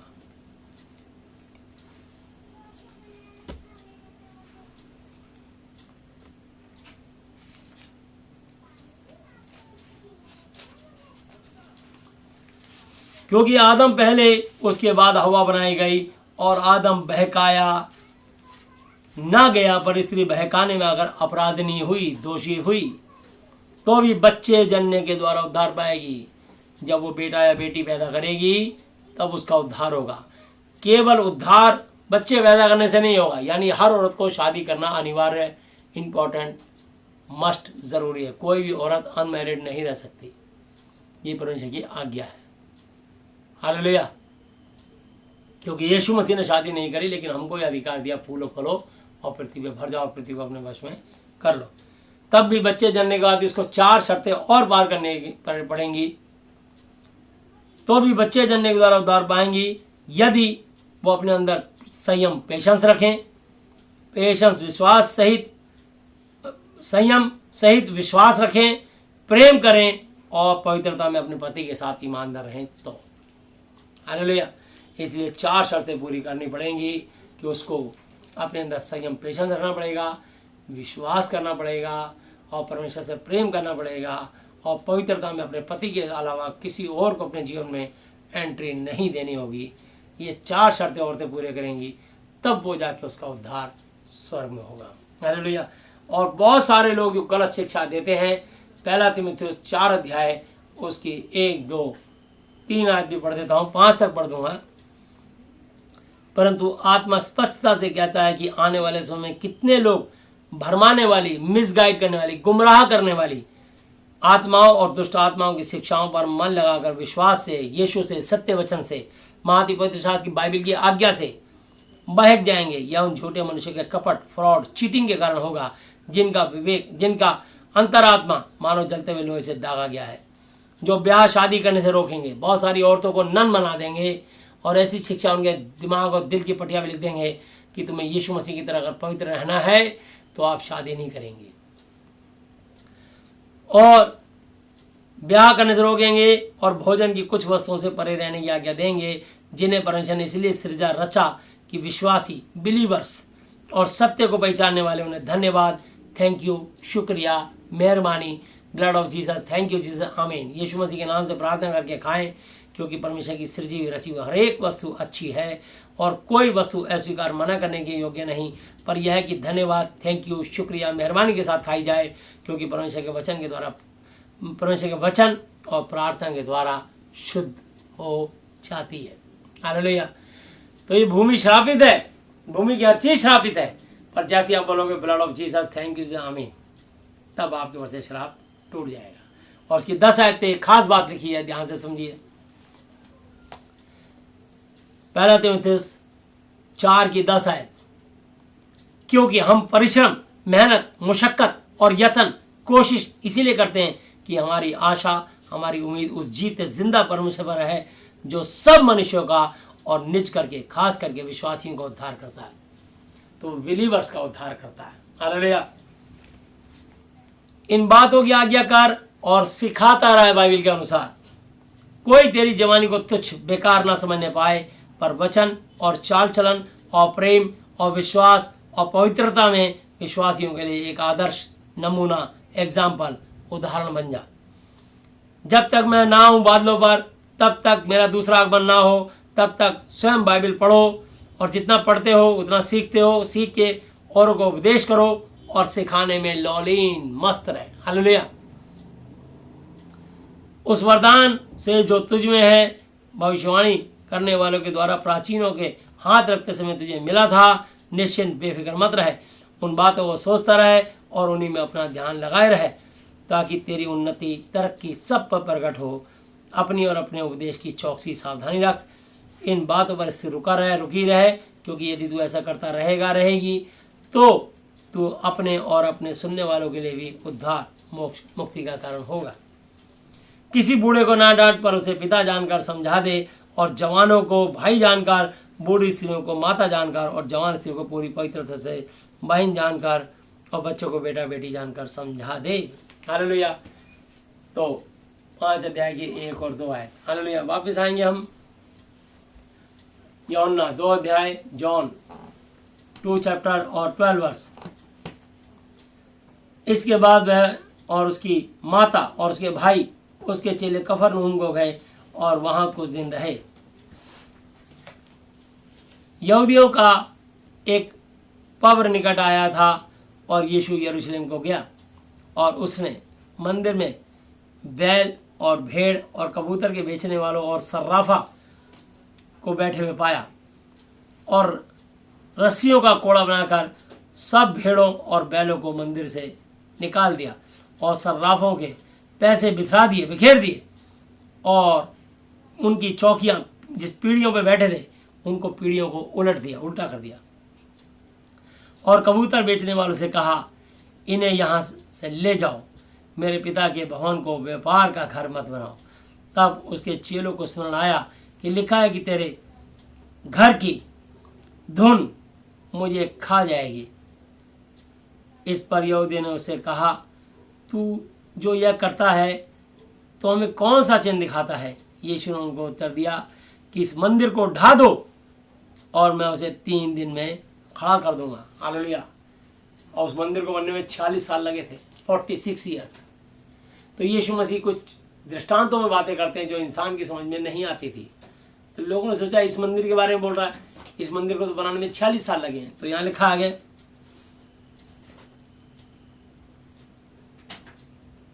यहूदियों ने कहा इस मंदिर को बनाने में 46 वर्ष लगे हैं, 46 ईयर्स।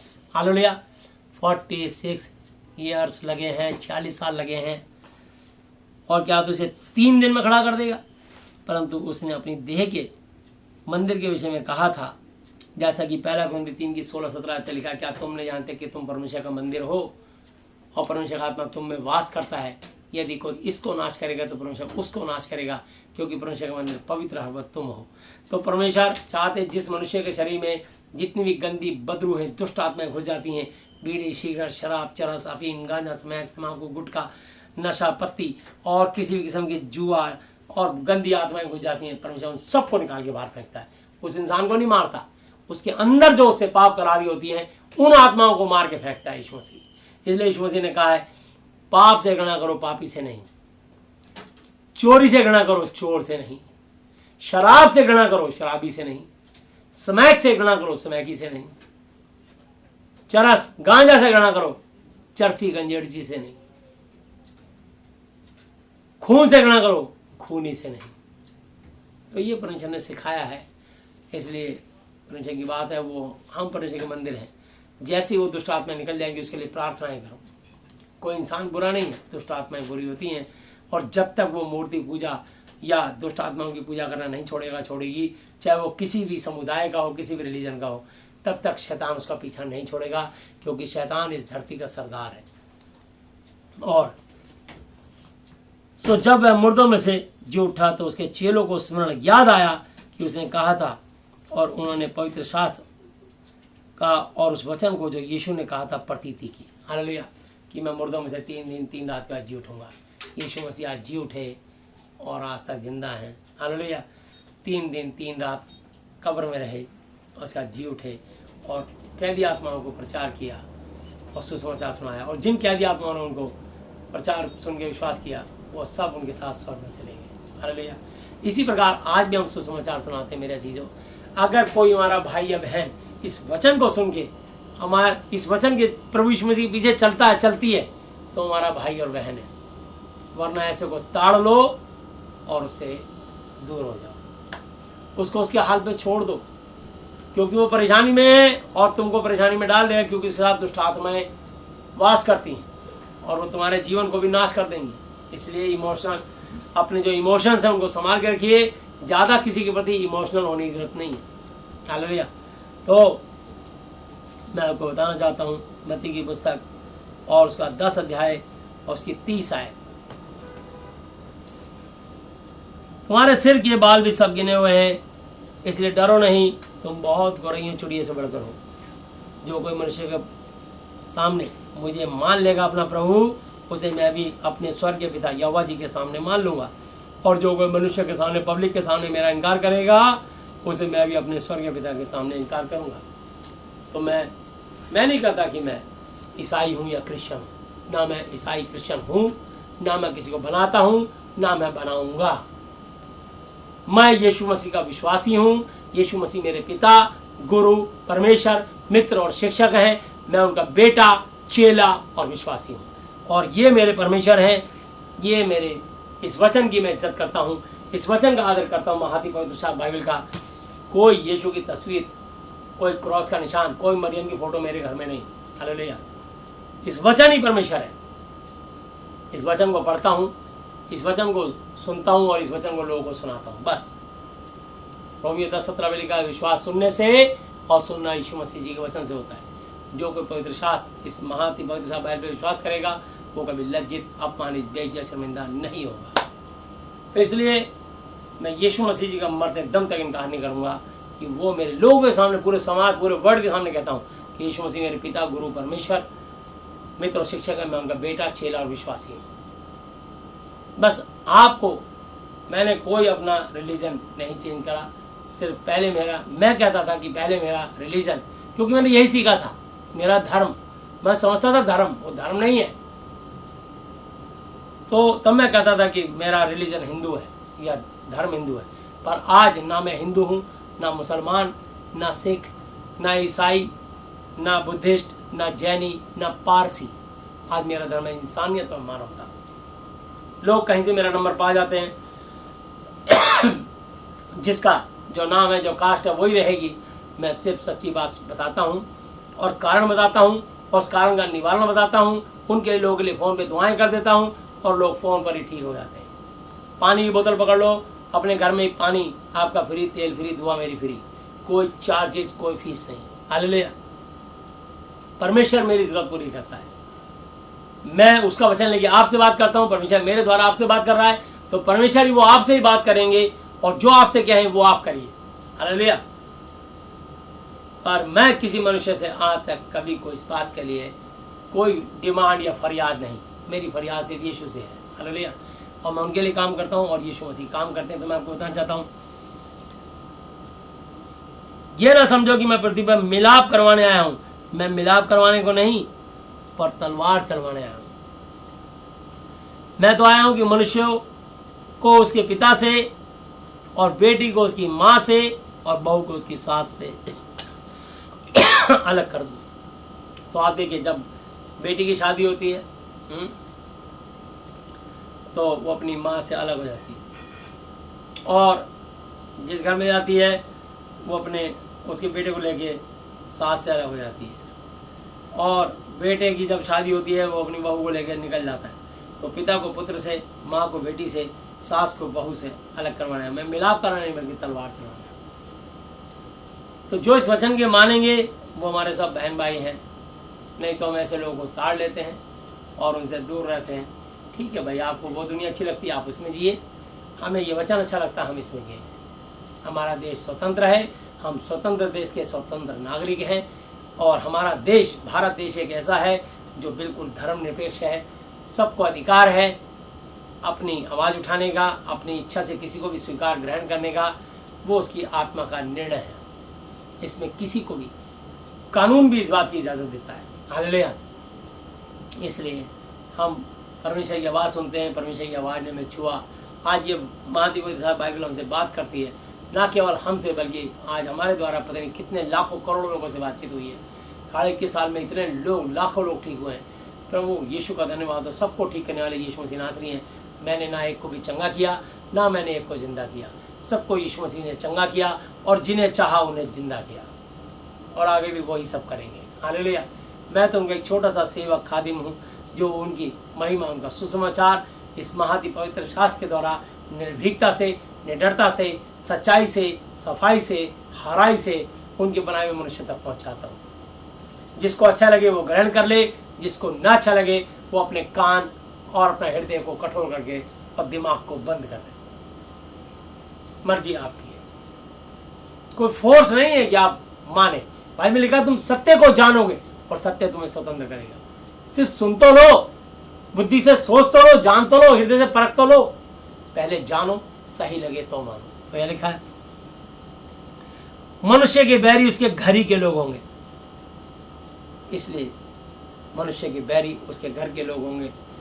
आपके अपने रिश्तेदारों में एकदम अरे यीशु को मानता है।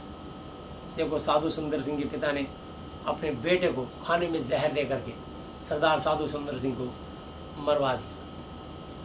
जब उन्होंने जहर खा लिया तो यीशु ने कहा देखिए तेरा अपना पिता है, जा सफ़ेद के जंगल में जा, उंगली से ओंक दे।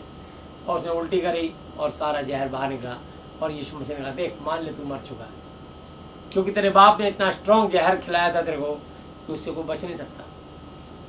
और मेरा सुसमाचार सुना। फिर वो वचन सुनाते गए, लेह लद्दाख की पहाड़ियों में चले गए और वहाँ जा कर के किसी ऐसी जगह पहुँच गए जहाँ गीलों का पता नहीं किस किस का राज था। उन्होंने उसको पकड़ के एक ऐसा गड्ढा गहरा था जिसमें सांप ही सांप थे, उसमें फेंक दिया। एक सांप ने उनके माथे में डसा जहरीले नाग ने, और उन्होंने कहा यीशु मसीह मुझे बचाइए, मेरी जान निकल रही है। और दर्द गाने चिल्लाए तो उनको आवाज़ आई। यीशु मसीह ने एकदम उनके जहर को उतारा और एक रस्सा भेजा, इस रस्से को पकड़ ले, और रस्सा पकड़ के ऊपर आ गए। और फिर प्रभु यीशु मसीह ने ज़िंदगी दी और वो लेह लद्दाख की पहाड़ियों में सुसमाचार सुनाते रहे जब तक उनका जीवन रहा। और उन्होंने बहुत साल सेवा करी और अंत में वो कहीं किसी पहाड़ियों में ही दब के कहीं उनका जीवन का अंत हो गया। तो मैं आपको बताना चाहता हूँ कि प्रभु जानते हैं कि किसको कहाँ पर लेके जाना है। वो ऐसी उनकी कठोर तपस्या रही और उन्होंने ऐसी पहाड़ियों में सेवा करी, लेह लद्दाख के अंदर नंगे पैर बर्फ पे चलते रहे और प्रभु यीशु मसीह ने उनको कितना तैयार किया। तो ये परमेश्वर का जो प्रेम होता है वो हमें ऐसा विवश कर देता है कि हम दीवाने हो जाते हैं। हालेलुया। जो माता या पिता को मुझसे अधिक प्रिय जानता है वो मेरे योग्य नहीं है, और जो बेटा या बेटी को मुझसे अधिक प्रिय जानता है वो प्रभु यीशु मसीह कहता है मेरे योग्य नहीं है। और जो अपना क्रूस लेकर मेरे पीछे ना चले वो मेरे योग्य नहीं है। जो अपनी आत्मा बचाता है, जो अपना जीवन बचाता है वो उसे खोएगा, और जो मेरे कारण अपना आत्मा अपना जीवन खोता है वो उसे पाएगा। जो तुम्हें ग्रहण करता है वो मुझे ग्रहण करता है, और जो मुझे ग्रहण करता है वो मेरे भेजने वाले यहोवा जी को ग्रहण करता है। जो भविष्यवक्ता को भविष्यवक्ता जानकर ग्रहण करे वह भविष्यवक्ता का बदला पाएगा, और जो धर्मी जानकर धर्मी ग्रहण करे तो धर्मी का बदला पाएगा। और जो कोई छोटों में से एक को चेला जानकर केवल एक कटोरा ठंडा पानी पिलाए तो मैं तुमसे सच कहता हूँ वह किसी भी रीति से अपना प्रतिफल ना खोएगा। हालेलुया। तो मैं आपको बताना चाहता हूँ कि वो परमेश्वर और उसकी करुणा सदा की है। हालेलुया। आइए दूसरा कुरिन्थी 6 अध्याय। हालेलुया। दूसरा कुरिन्थी और 6 अध्याय और उसकी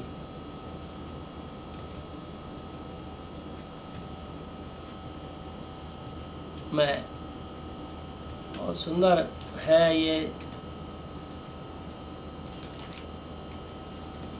हालेलुया। बड़ा लंबा प्रचार हो जाएगा लेकिन मैं आपको थोड़ा शॉर्ट में करता हूँ आज। हालेलुया।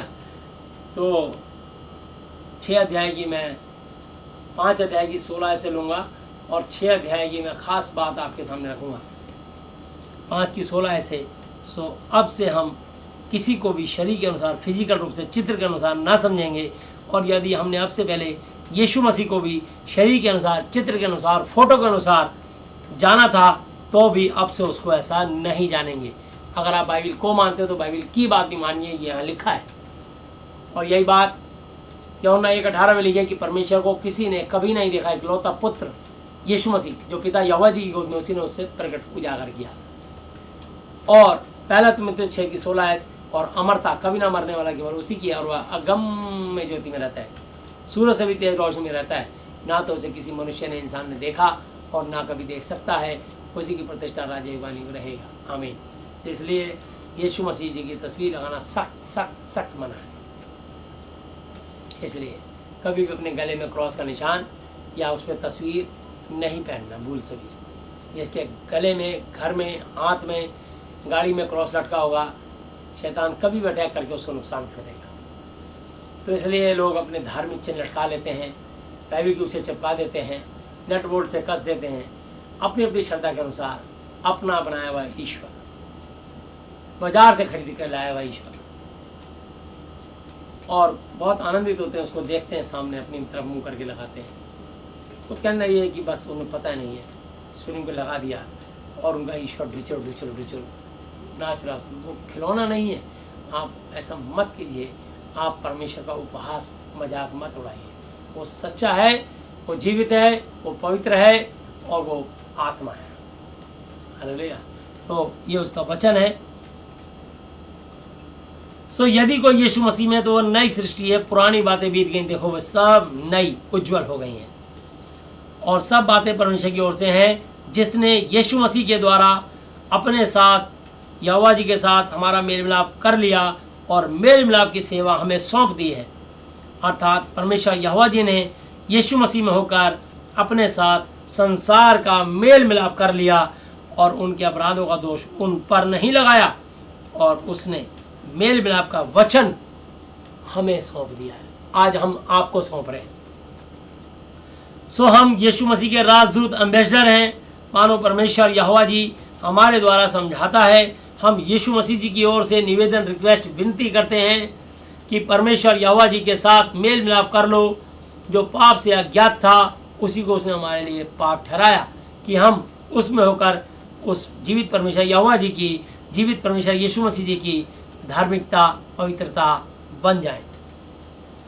और हम जो उसके साथ साथ काम करने वाले सहकर्मी हैं, पार्टनर हैं, ये भी समझाते हैं कि परमेश्वर का अनुग्रह जो तुम पर हुआ है व्यर्थ बेकार ना रहने दो, क्योंकि वह तो कहता है कि अपनी प्रसन्नता के समय मैंने तेरी सुन ली और उद्धार के दिन मैंने तेरी सहायता की। देखो अभी वह प्रसन्नता का समय है, देखो अभी अभी वह उद्धार का दिन है।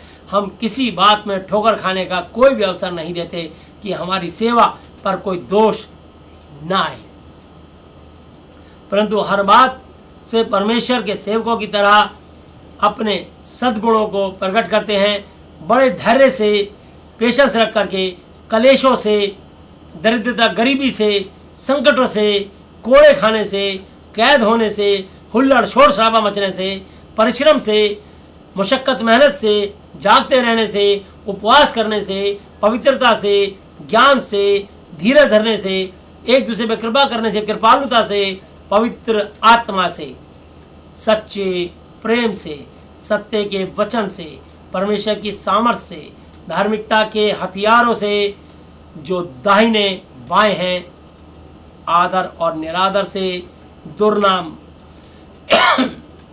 दुर्नाम बुरे नाम और सुनाम अच्छे नाम से यद्यपि भरमाने वालों के ऐसे मालूम होते हैं तो भी सच्चे हैं, अनजानों के सदृश हैं, अनजानों के समान हैं, फिर भी बहुत ज़्यादा अपने लगते हैं तो भी प्रसिद्ध हैं, मरते हुए के ऐसे हैं और देखो जीवित हैं, मार खाने वालों के सदृश हैं, परंतु जीवन से मारे नहीं जाते, जिंदगी से, जान से मारे नहीं जाते। हालेलुया।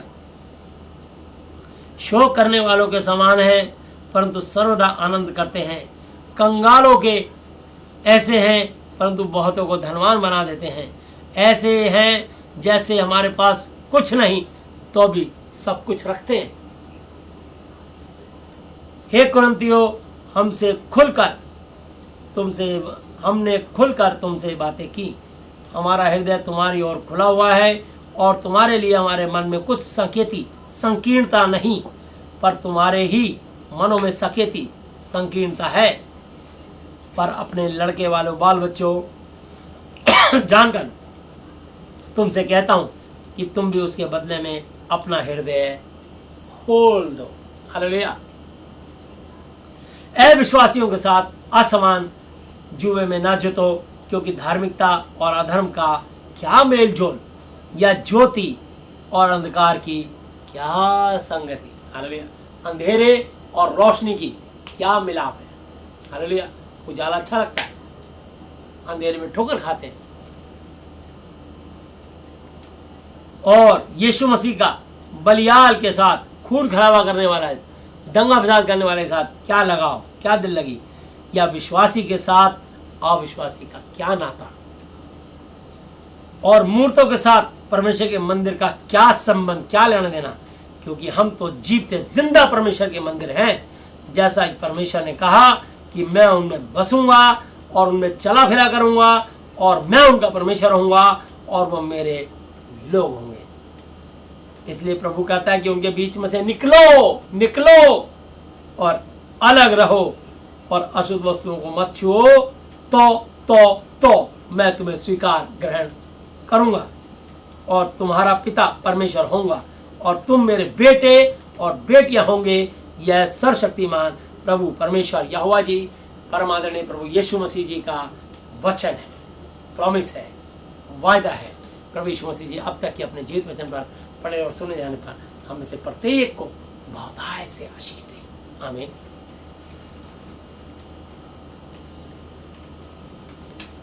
इसलिए अपने इमोशंस छोड़ दीजिए। अगर विश्वासी है, वचन का आदर करता, तो हमारा भाई बहन है, नहीं है तो उसका जीवन अलग है, हमारा जीवन अलग है। हालेलुया।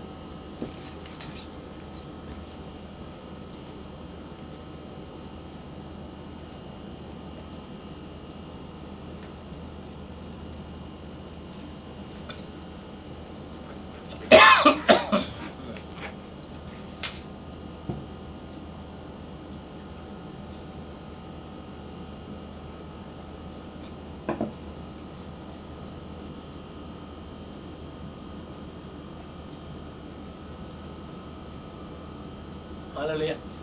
आइए हम लोग प्रार्थना में चलेंगे। जो लोग स्वेच्छा से यीशु मसीह के साथ अपना रिश्ता बनाना चाहते हैं, आज से ही उनकी परेशानी आज इसी समय से खत्म हो जाएगी। सिर्फ यीशु मसीह जी को थैंक यू, शुक्र, धन्यवाद देना है। यीशु मसीह जी, आज से आप मेरे पिता, गुरु, परमेश्वर हो, मैं आपका बेटा, बेटी, चेला, चेली, विश्वासी हूँ। जैसे ही अंगीकार करोगे, हम सब एक ही गुरु भाई बहन बन जाएंगे और वो जीवित पहुँचा हमारी प्रार्थनाएं सुन के आपके घर में, दुनिया के, विश्व के किसी भी कोने में हो, आपकी प्रार्थनाएं यीशु मसीह सुनेंगे और स्वर्ग से आपके लिए आशीष उतरेंगी और आपकी मनोकामनाएं, आपके मनोरथ पूरे होंगे यीशु के नाम से। आमीन। हे हमारे पिता, यही प्रार्थना जो मैं कर रहा हूँ। हालेलुया। हे हमारे पिता, आप जो स्वर्ग में हैं, आपका नाम पवित्र माना जाए, आपका राज्य आए, आपकी इच्छा जैसी स्वर्ग में पूरी होती है वैसे पृथ्वी पर भी हो। हमारी दिन भर की रोटी आज हमें दें और जिस प्रकार हमने अपने अपराधियों को क्षमा किया है, वैसे ही आप भी हमारे अपराधों को क्षमा करें और हमें परीक्षा में ना लाएं, परंतु बुराई से बचाएं, क्योंकि राज्य और पराक्रम और महिमा सदा ही आपके हैं, मेरे प्रभु यीशु मसीह जी के नाम से। आमीन। Hallelujah, hallelujah, hallelujah. प्रभु यीशु मसीह जी, आज मैंने जितना भी वचन सुना, ये सब वचन मेरे और मेरे परिवार के सदस्य के जीवन में 1000 गुना फल लाए। यीशु मसीह जी, आज मैं इस धरती पर अपने पूरे दिल से अपने सब अपराधियों को क्षमा करता हूँ और आपसे प्रार्थना, विनती और निवेदन करता हूँ कि आप भी मेरे पापों को, श्रापों को, गुनाहों को, गलतियों को, जानी और अनजानी भूलों को क्षमा कीजिए।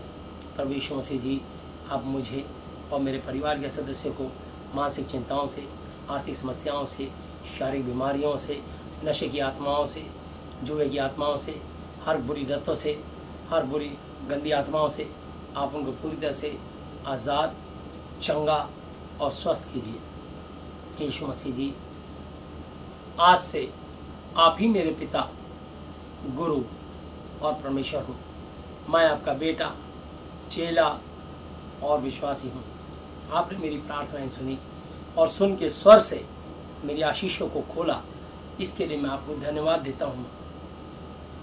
मेरे घर में सुख शांति स्थापित की, इसके लिए मैं आपको धन्यवाद देता हूँ। मेरी मनोकामनाओं को पूरा किया, इसके लिए मैं आपको धन्यवाद देता हूँ। धन्यवाद पिता यहोवा जी, धन्यवाद प्रभु यीशु मसीह जी, धन्यवाद पवित्र आत्मा जी, मेरे प्रभु यीशु मसीह जी के नाम से। आमीन। Hallelujah, hallelujah, hallelujah. बोलो प्रभु यीशु मसीह जी की जय। यीशु मसीह की महिमा होनी चाहिए। आपको जय यीशु मसीह की। आइए हम लोग प्रार्थना में चलेंगे। प्यारे प्रभु यीशु मसीह नासिक जी, आप पवित्र पवित्र पवित्र प्रभु जी, मैं प्रार्थना करता हूँ प्रभु यीशु मसीह, मान बेशा स्वर्ग आपका सिंहासन, पृथ्वी आपकी पाँव तले की चौकी है। मान बेशा मैं इस पूरे धरती को आपके हाथों सौंपता हूँ। स्वर्ग तो आपका है, पृथ्वी आपकी है, परंतु पृथ्वी आपने मनुष्यों को रहने के लिए दे दी है। जहाँ 2 या 3 आपके नाम पर इकट्ठे होते हैं, आप उनके बीच में मौजूद होते हो। प्रभु जी, इस धरती पर जितनी भी कंट्रियाँ हैं, एक एक कंट्रियों को, राष्ट्रपतियों को, प्रधानमंत्री को, मंत्रिमंडल को, वहाँ पर रहने वाले एक एक निवासियों को आपके हाथों में सौंपता हूँ। हर एक के ऊपर से पाप शराब को यीशु के नाम से तोड़ते हैं, हर एक पाप शराब को यीशु मसीह जी के नाम से क्षमा करते हैं। प्रार्थना करते हैं विशेषकर हमारे देश और दुनिया से कोरोना की आत्मा प्रभु जी खत्म करके प्रभु यीशु जी लोगों को आज़ादी दें, लोगों की अर्थव्यवस्था ठीक करें, देश और दुनिया को प्रभु जी सुरक्षित रखें। हमारे देश और दुनिया के राष्ट्रपतियों, प्रधानमंत्रियों को, मंत्रिमंडल को, मुख्यमंत्रियों को सद्बुद्धि ज्ञान और समझ दीजिए, ताकि प्रभु जी वो अपनी अपनी कंट्री में, अपनी अपनी स्टेटों में लोगों का प्रभु जी सुधार कर सकें, और जो भी उनके लिए अच्छी नीतियां हैं उनको लागू करके जनहित और राष्ट्रहित और देश हित के फेवर में काम कर सकें। प्रभु आप उनको ऐसी सद्बुद्धि ज्ञान समझ दें, और किसी की भी प्रभु जी मृत्यु अब कोरोना से ना होने पाए, हम प्रार्थना विनती निवेदन करते हैं और धन्यवाद करते हैं। मान बेशा अपने भारत देश के लिए विशेष तौर से प्रार्थना करते हैं। अपने भारत देश के महामहिम राष्ट्रपति महोदय जी, उपराष्ट्रपति जी, प्रधानमंत्री जी, गृह मंत्री जी, रक्षा मंत्री जी, स्वास्थ्य मंत्री जी, पेट्रोलियम मंत्री जी, उद्योग मंत्री जी, कृषि मंत्री जी, और प्रभु यीशु मसीह ट्रांसपोर्ट मिनिस्टर, और जितने भी और मंत्रीगण हैं प्रत्येक को आपके हाथों में सौंपता हूँ। इसके अलावा जितने मंत्रीगण और मंत्रिमंडल हैं, सारे एमपीओ, लोकसभा राज्यसभा के एमपीओ को आपके चरणों पर लाता हूँ। प्रभु जी सबको अच्छी बुद्धि ज्ञान, अच्छा स्वास्थ्य प्रदान करें, कोरोना वायरस से बचा के रखें। हमारे देश के जो जल सेना, थल सेना, वायु सेना अध्यक्ष, चीफ मार्शल हैं, उनको, उनके परिवार के एक जन को आपके लोगों से रखता हूँ। उनके अंडर में जितनी भी फोर्सेस आती हैं जो देश में दिन रात तैनात रहती हैं, प्रभु जी हम उनके लिए विनती करते हैं कि प्रभु जी मान बेशा वो जागते तो देश शांति से सोता है, और जब लोकल पुलिस जागती है तो स्टेट के लोग चैन से सोते हैं। प्रभु इन दोनों मान बेशा सिपाहियों को, जवानों को आप सुरक्षित रखें, और दिन रात जैसे सजगता से देश की सेवा करते हैं, इनको अपनी अपनी जगह पे आशीष दीजिए। कोरोना वायरस से बचा के रखें, किसी को भी कोरोना से संक्रमित ना होने दें। प्रभु जी हम प्रार्थना करते हैं, ना केवल कोरोना से बल्कि जलवायु के प्रभाव, सर्दी गर्मी बरसात, दुश्मन की गोलियों से प्रभु जी आप इनको बचा कर रखें। हम आपसे विनती प्रार्थना निवेदन करते हैं और धन्यवाद करते हैं। हमारे जितने भी बटालियंस फोर्स हैं, BSF, CISF, CRPF, ITBP, rapid force, RPF, जितनी भी और फोर्सेज हैं प्रभु यीशु मसीह, उन सबको आपके हाथों में सौंपते हैं। प्रभु जी एक एक फोर्स को आप आशीष दीजिए। जितने भी CID, CBI, IB, raw, NSG और जितनी भी फोर्सेज हैं प्रभु जी उन सबको आशीष दीजिए। मान बेशा सबको सुरक्षित रखिए, और प्रभु जी के घर में सुख शांति और आशीष दीजिए। कोरोना वायरस से बचा के रखें। प्रभु जी हम प्रार्थना करते हैं, धन्यवाद करते हैं प्रभु यीशु मसीह। आपसे विनती करते हैं प्रभु यीशु मसीह, मान बेशा देश के जितने भी डॉक्टर्स हैं, डॉक्टर, नर्स और प्रभु जी मेडिकल लाइन से जुड़े हुए स्टाफ, उन सबको जो दिन रात मरीजों की सेवा कर रहे हैं, उन सबको आशीष दीजिए, सुरक्षित रखिए, सद्बुद्धि ज्ञान दीजिए, और उनको कोरोना वायरस से बचा के रखें। जितने देश के हमारे सिपाही हैं, एक सिपाही से लेकर कमिश्नर ऑफ पुलिस तक, DG, डायरेक्टर जनरल तक, उनको सुरक्षित रखें। जो प्रति दिन रात तैनात रहते हैं प्रभु यीशु की सेवा के लिए, उनको आप आशीष दें, और हर बीमारी से और कोरोना वायरस से बचा के रखें। जो संक्रमित हो चुके हैं उनको ठीक कर दीजिए, किसी की जान को हानि ना हो। हम प्रार्थना करते हैं जितने सफाई कर्मचारी हैं उन सबको आशीष दें, जितने पुलिस सिक्योरिटी गार्ड हैं उन सबको आशीष दें, जितने हमारे देश के IAS, IPS हैं उनको, उनके परिवार के जन को आशीष दीजिए। हमारे देश के जितने भी प्रभु जी मुख्यमंत्री हैं, MLA, काउंसलर हैं, राज्यपाल और दिल्ली को राज्यपाल महोदय हैं, प्रभु जितने भी सेक्रेटरी और होम सेक्रेटरी हैं उन सबको आशीष दीजिए। मान बेशा जितने भी और बड़े बड़े अफसर जो प्रभु जी बैठे हैं, चीफ जस्टिस, जजेस, एडवोकेट्स, इंजीनियर्स, प्रत्येक को आशीष दीजिए। प्रभु जी हम प्रार्थना करते हैं जितने भी एयर इंडिया, इंडियन एयरलाइंस, जितने पायलट, जितने भी एयर होस्टेस और जितने भी प्रभु यीशु मसीह, मान बेशा हम प्रार्थना करते हैं एयरलाइन से जुड़े हुए सेवा करने वाले लोग हैं, उन सबको सुरक्षित और आशीषित रखिए। प्रभु जी सबको कोरोना वायरस से बचा कर रखें, और प्रभु जी नई जिंदगी दीजिए। जितने भी TTC और रोडवेज के प्रभु जी लोग हैं उन सबको बचा के सुरक्षित रखिए, कोरोना वायरस से बचा के रखें और आशीष दें। जितने प्राइवेट टैक्सी चलाने वाले, ओला उबर की टैक्सी चलाने वाले, प्रभु जितने ऑटो रिक्शा, ई-रिक्शा चलाने वाले, प्रत्येक को आशीष दिए, सुरक्षित रखिए, और उनके जीवन से अपनी महिमा लीजिए। प्रार्थना करते हैं प्रभु यीशु मसीह हमारे देश में जितने प्रभु यीशु मसीह शॉपकीपर्स हैं, हम प्रार्थना करते हैं प्रत्येक शॉपकीपर्स को आशीष दीजिए, और प्रभु जी विशेषकर परचून वाले और बेकरी वाले, सब्जी वाले, फ्रूट वाले, और प्रभु यीशु से हम प्रार्थना करते हैं। प्रभु यीशु से महान प्रेशर मैं एक एक जन के लिए प्रार्थना करता हूँ, अपने दया पर हाथ बढ़ाएं और उनको आशीष दीजिए। प्रभु यीशु से महान प्रेशर मदर डेयरी वाले, दूध वाले, धोबी मोची नाई, जितने भी लोग हैं उन सबको आशीष दीजिए। प्रभु जी हम प्रार्थना करते हैं हमारे देश के जितने बैंक कर्मचारी हैं, जितने प्रभु यीशु से महान प्रेशर विद्युत विभाग के कर्मचारी हैं, जितने जल बोर्ड निगम के कर्मचारी हैं, जितने MCD, NDMC और SDMC और जितने भी प्रभु यीशु से महान प्रेशर लोग हैं उन सबको आशीष दीजिए। हमारी आपसे विशेष प्रार्थना प्रभु जी प्रत्येक को आशीष दीजिए और सुरक्षित रखिए यीशु मसीह। हम आपसे विनती करते हैं प्रभु यीशु मसीह महान प्रेशर जितने भी प्रभु जी बिशप, पास्टर, इवेंजलिस्ट, एल्डर्स और विश्वासी मसीही भाई बहन हैं, उनकी मंडलियों को उनकी सेवा को आशीष दीजिए, उनकी प्रार्थनाओं को उत्तर दीजिए और देश में सुख शांति और आशीष दीजिए और सबको कोरोना से बचा के रखें। उनकी प्रार्थनाओं से प्रभु जी देश और दुनिया को आप पूरी तरह आज़ाद चंगा स्वस्थ करें। हम प्रार्थना करते हैं, धन्यवाद करते हैं। एक एक मंडली को आशीष दीजिए, जितने भी प्रभु जी मान लीजिए vice chancellor, professor, principal, teachers और प्रभु जी स्टूडेंट हैं और जितने भी प्रभु यीशु स्कूलों के, कॉलेजों के हैं, उन सबको सुरक्षित और आशीषित रखिए। जितने जेलों में कैद हैं प्रभु जी उनके लिए प्रार्थना करते हैं, उनको जेलों से रिहाई दीजिए। जितने पाल खाने में कैद हैं उनको रिहाई दीजिए। जितने प्रभु जी ब्लाइंड स्कूल में जो बच्चे देख नहीं सकते, सुन नहीं सकते, बोल नहीं सकते, उनको बोलने की, सुनने की और देखने की शक्ति प्रदान करें और कोरोना वायरस से आज़ाद करें, आशीष दीजिए। जितने अस्पतालों में मरीज हैं प्रभु जी उनके लिए प्रार्थना करते हैं, प्रत्येक को आशीष दीजिए। और एक के पाप शराब को यीशु के नाम से तोड़ते हैं, हर एक पाप शराब को यीशु के नाम से क्षमा करते हैं। प्रभु जी हम प्रार्थना करते हैं हमारे देश के जितने किसान हैं, किसानों को और उनके परिवार के एक जन को प्रभु जी आशीष दीजिए, सुरक्षित रखिए और उन पर आपकी विशेष अनुग्रह हो। प्रभु जी मान पेश हम प्रार्थना करते हैं प्रभु यीशु से अस्पतालों में जितने मरीज हैं उनके लिए प्रार्थना करते हैं। मान पेश आपके मार खाने से, कोड़े खाने चंगे स्वस्थ हो चुके हैं। हालेलुया। जिसके भी कमर में तकलीफ आई जाती थी आप उसे निकाल रहे हो प्रभु यीशु मसीह। यीशु के नाम से सर्वाइकल और कमर का दर्द, रीढ़ की हड्डी का दर्द यीशु के नाम से बाहर निकल जा। टाची मोल में जीसन है प्रभु जी आप उनको चंगाई दे रहे हो। आपकी आशीष, दया, अनुग्रह के लिए धन्यवाद करता हूँ। मान में हम प्रार्थना करते हैं प्रभु यीशु मसीह जिसको भी कैंसर, किडनी पैरालाइज, बोन में change, brain tumour, blood pressure, sugar, गठिया, एड्स, भारी हार्ट में चक्कर, ICU में, कोमा में, वेंटिलेटर में, किसी बीमारी से जूझ रहे हो, फाइनेंशियली, फिजिकली, मेंटली प्रॉब्लम से उनको आज़ाद करें। प्रभु जितने नशे में लिप्त हैं उनको नशे की आत्माओं से आज़ाद करें। जितने प्रभु जी जुओं में लिप्त हैं उनको जुओं से आज़ाद करें। जितने लोग प्रभु यीशु मसीह मान पेश हम प्रार्थना करते हैं प्रभु यीशु मसीह इस देश के अंदर प्रभु जी जितने भी प्रभु यीशु मसीह लोगों मुकदमे चल रहे हैं प्रभु जी उनको मुकदमे से आज़ाद करें। जिन पर कर्जे की आत्मा है उनको कर्जे से आज़ाद करें। देश की अर्थव्यवस्था बिगड़ चुकी है प्रभु जी, जितने प्राइवेट कंपनियों की नौकरियां चली गई हैं उनको फिर से नौकरियां दीजिए, आशीष दीजिए। प्रभु जी हम प्रार्थना करते हैं प्रभु जी जितने लोगों की तनख्वाहें रुकी है उनकी तनख्वाह को यीशु के नाम से खोलते हैं, आशीष दीजिए। प्रभु जी हम विनती करते हैं, धन्यवाद करते हैं। प्रभु यीशु मसीह आपके क्रूस पे चढ़ने वाला चंगे स्वस्थ हो चुके, जिसके भी हाथ पैरों में तकलीफ आई जाती थी, लकवा, फालिस, पैरालाइज, यीशु के नाम से हड्डियों का, जोड़ों का दर्द, जॉइंट्स पेन यीशु के नाम से बाहर निकल जा। मेरे अधिकार को तोड़ते हैं, खंडन करते हैं, यीशु के नाम से मानते हैं। इसी घड़ी प्रभु जी आपने उनको आज़ाद किया, इसके लिए हम धन्यवाद करते हैं। ये आपके पसली में भाला खंदर चंगे स्वस्थ हो चुके हैं, जिसके भी प्रभु यीशु मसीह पेट, छाती, प्राइवेट पार्ट में जो भी तकलीफ आई जाती थी आप उसे निकाल रहे हो।